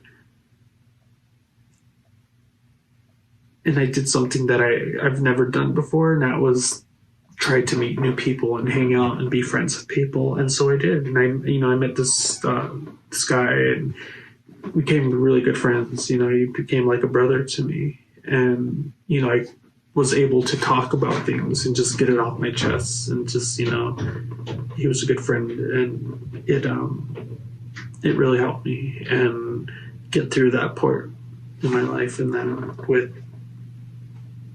after my partner got out of the hospital, I was his caregiver, and, I did it because I wanted to, because I wanted to make sure that, everything was done correctly for him, and to make sure that, that he doesn't stay in that depressive state. I put his needs over my needs. And in that time, while doing that, I relapsed and I started taking pills, and then I started taking more and more, and that loneliness, not feeling like I could talk to anybody because I felt I didn't have nobody to talk to. People I would talk to, they were hurting too, but that was their family, that was their mom and their aunt, and me trying to express my feelings and how I felt just felt like I didn't feel like they believed me or thought I cared about her or anything, and that was really hard. And so I started to get back into my mind and hold myself in that space of, why are you here? Why are you even still alive? And it got to the point where there was a point where the doctors told my partner that he was going to die. And me, I had to, being his partner and him refusing to go to the hospital or to be admitted,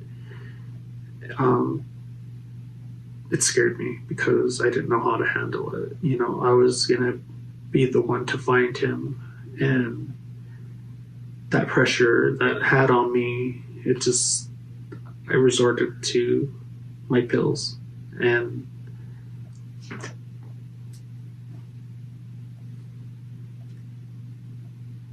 I would take more and more and more and more pills, and started buying fentanyl on the street.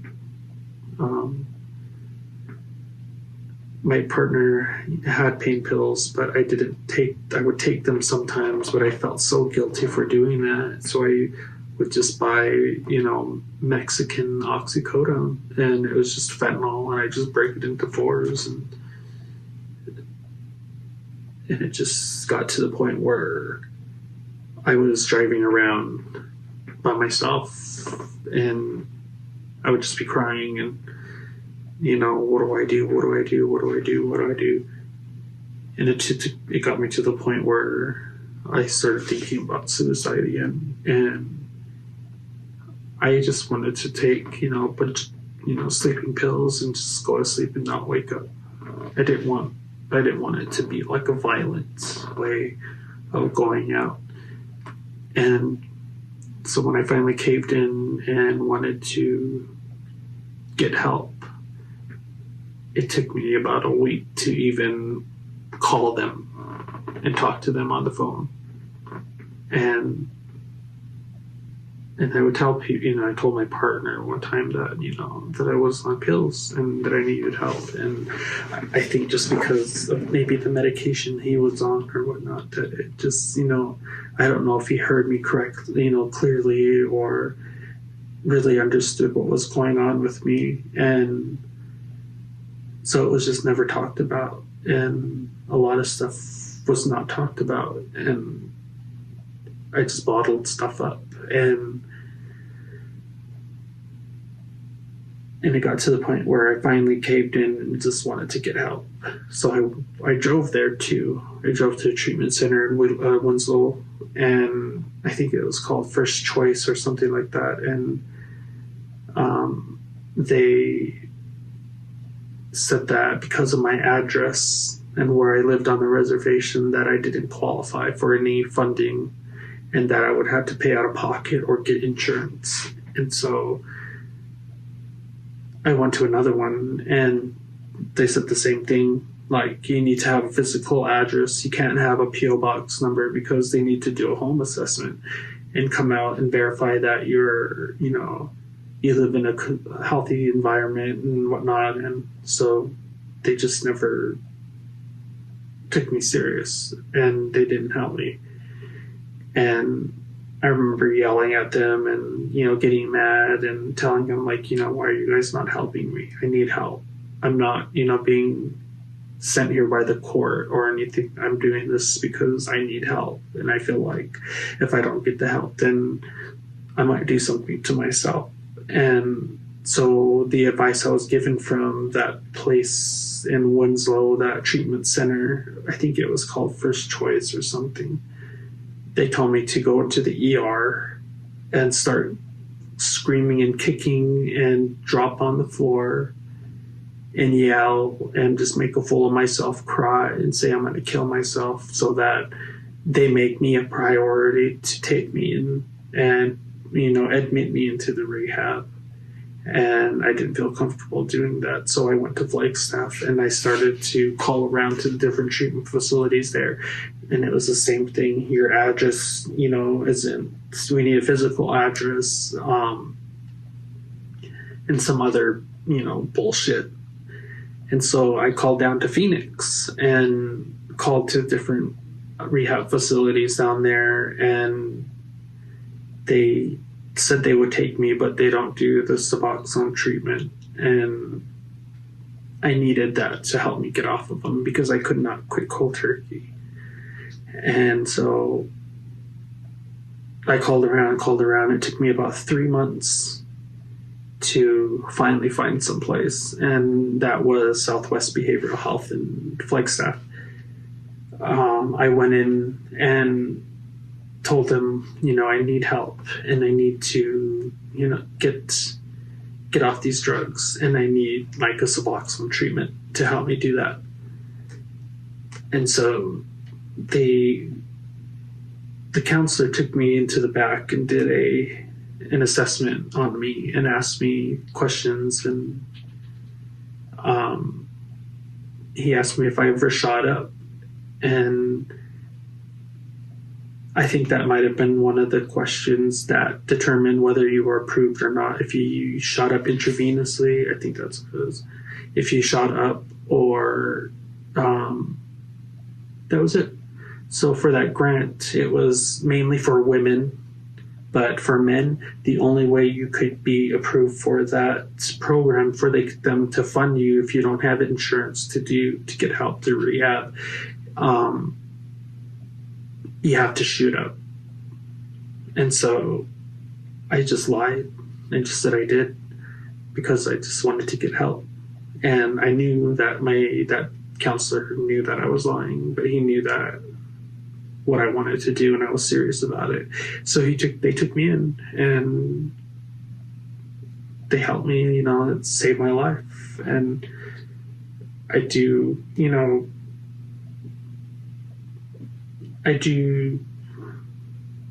I'm like really grateful for Southwest Behavioral Health, for my doctor, whose name's Dr. Gavin, who showed no prejudice, didn't judge me, didn't make me feel like, I was just another piece of shit, and made me feel like I was, a human being just trying to get help. And so with his help and my counselor, my therapist, whose name is Darren, he's never met someone like me, like Native American from like Montana, and like just because my past is just everywhere, just up and down, and I've really became really close to him, and just for him to listen to me. And that's one thing that was really hard for me, is just to finally just to cave in and just surrender to the process of getting help and talking to somebody. I would always hold myself back, like, I don't know these people, what are they, they don't care, but they do care, and that's their job, is to help. And these resources are here for us, and sometimes the system's broken, but there is a way, there's always a way. And you just have to be willing to change and to open up to somebody. It's like a leap of faith that you have to take when trying to talk to somebody about deep personal issues. And so that was in November last year, and ever since I've been on the treatment program. I take my medicine daily still. I had no relapses. I do my counseling every 2 weeks, and that's what saves me. That's what keeps me sane, is the counseling. And with the pandemic, I'm able to do it over the phone instead of being there person to person, because being there person to person just seems it's more like intimate between the two. You're able to express your feelings more, and your doctor or therapist sees it seems more genuine. But with the phone, for me, that's more helpful because I'm a germaphobe, and with this pandemic going around, my anxiety around people is it's high. So being able to talk on the phone about my issues, it takes that load off of my shoulders to where I'm not taking it out on my family. I'm not lashing out on whoever. And for me, I try to figure out what's best for me now. I want to, start focusing on me, because with this, I ended up leaving Arizona just recently, and it was, a breakup, and I was, with him for 8 years, but somewhere along the way, we just became distant from each other. And I think with his mom passing, it really affected him that way, that that was all he thought about. That's what I felt. I felt like he thought more about, his mom and his family, and I was just more, I was just there, just added baggage, because I would have all my, my emotional needs and stuff, and, needed somebody to talk to. And because I would try to talk about things, but it was just so difficult. And I finally made the choice for myself to change my environment. I'm not saying that it wasn't a bad environment, just that with myself, I needed to put myself first and stop putting others before me. And it's kind of scary, but it's a process, and I have the tools. I have my therapist that I can talk to about these things and get these off my shoulder, get this weight off my shoulder. And this is the first time being single for a long time, and it's new to me, because I always felt like I was codependent on others to keep me. I felt like I had to be in a relationship to feel worth or something. And it's still a learning process for me, and I'm optimistic, and I'm very looking forward to the future with my artwork, and just creating different things, and creating pieces using this emotions from this separation to help bring me back up. And I do that with putting this emotion and stuff into my beadwork, and creating something out of that negativity, because beadwork is therapy. It helps me.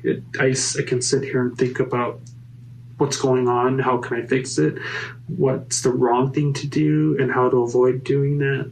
And if I ever feel like I'm alone, or if I feel that nobody wants to talk to me, nobody likes me, just that kind of stuff, then I reach out to people, and I just say, hey, do you have a minute to talk? I just need to talk to somebody.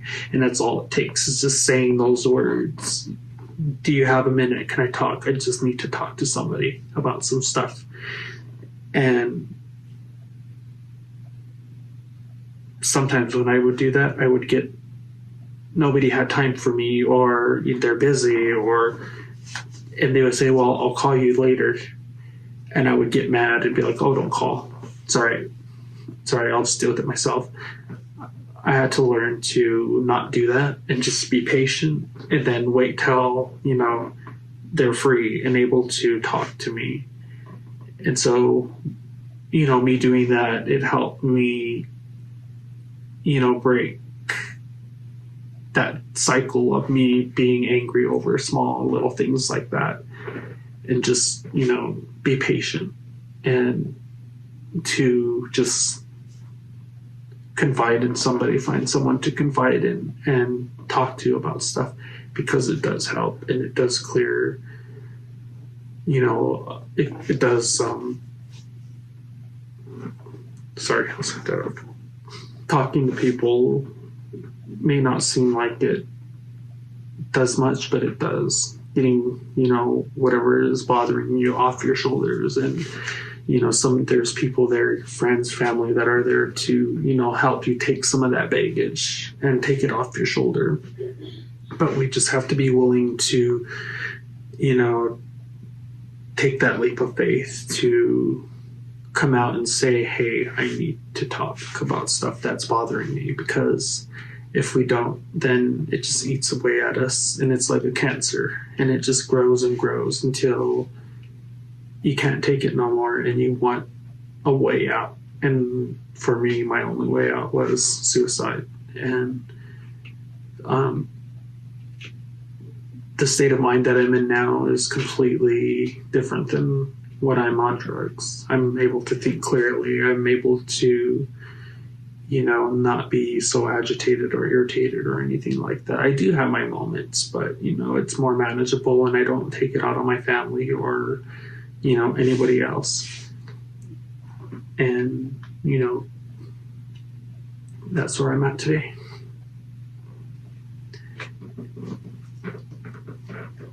And so here are the interview questions. Do you think substance abuse plays a big part in suicide in Indian country?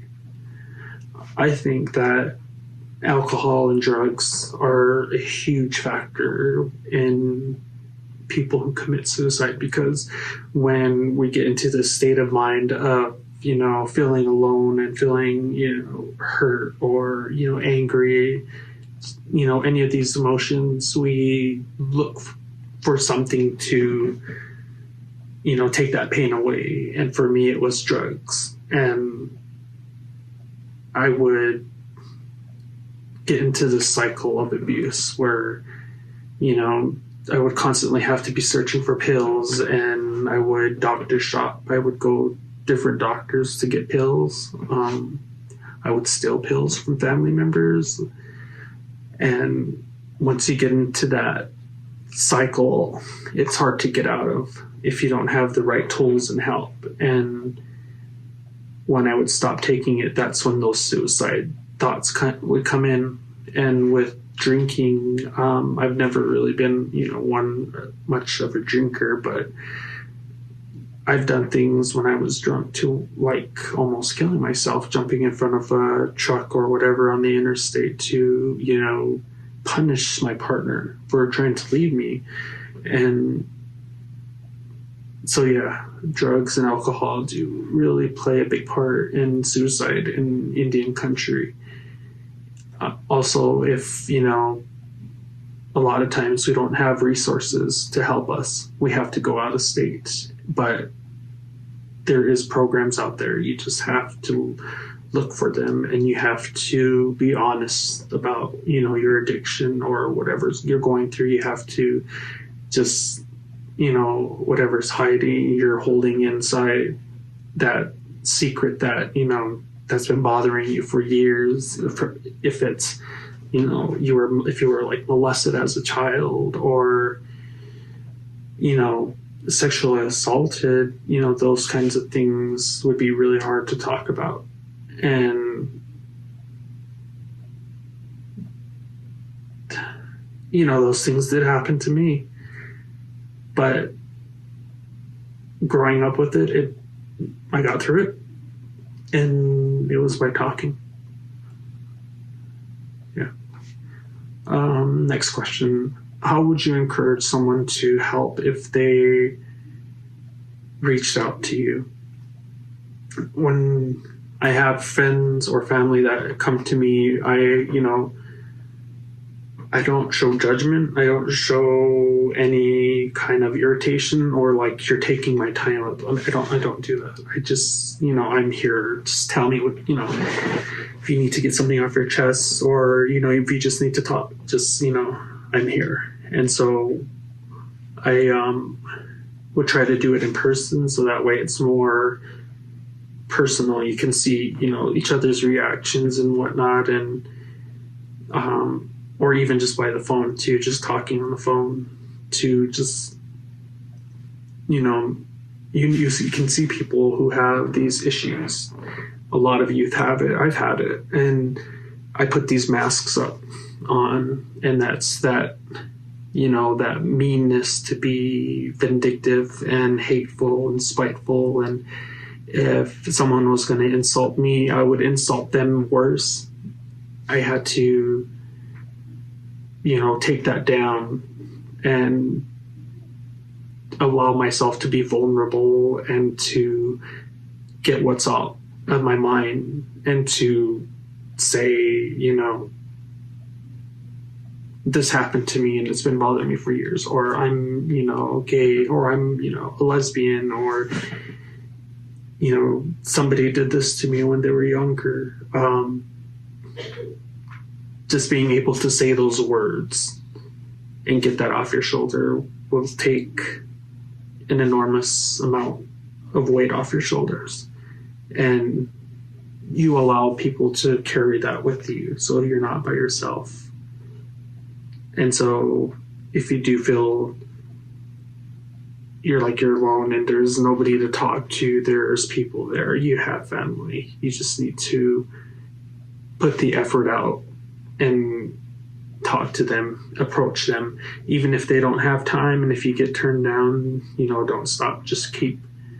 There's someone out there, and or even look within your own community, your behavioral health. Set up an appointment. Just take that chance, and call the behavioral health and set up an appointment to talk with a therapist so you can get these things out. And once you break those barriers, then it's just, smooth sailing. Okay, third question. How important is it to have support to turn...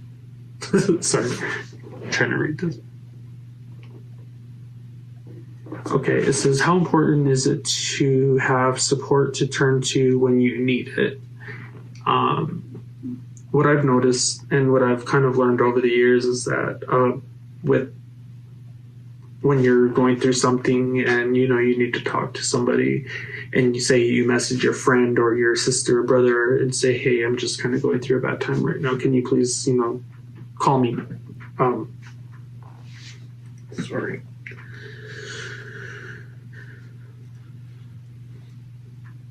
I would just...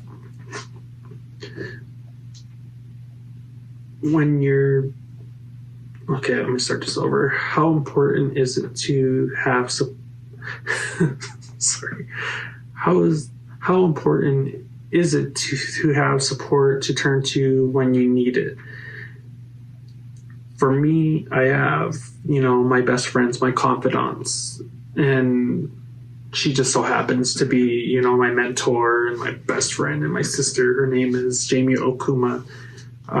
She's probably the best bead worker in the world, and I just think the world of her, and she's really helped me through with my art market and stuff, and she's a person that I can call to any time of day. She's a phone call away, and it's important to have that in your life. There's sometimes you don't want to say things or talk about things because you don't want people to judge you. But, if you just take that chance and just say, I need to talk to somebody about this, and, it's very personal, it's very private, then the listener will take in that, okay, this is, serious. And they'll take it serious instead of, oh, you'll get over it. Just, don't feel like that. You'll be better tomorrow. Tomorrow's another day, like those kind of things. It's just like they piss people off when they're in that state of mind of like trying to reach out to people and trying to, talk about things or get things off your chest, or, it's hard. And so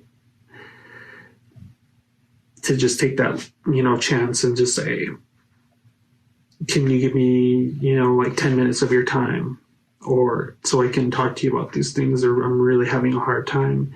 And if that person is busy, you have your mom, you have your sister, your brother, your aunt, uncle, and, it does not hurt to ask for help or to reach out to help and talk to somebody. But you just have to be willing to do that yourself and not hold yourself back and not hold anything in to where you're still carrying this baggage and you've only barely talked about, you barely skimmed the surface of the issues. And so, allow yourself to be human, allow yourself to be vulnerable and to let these things out.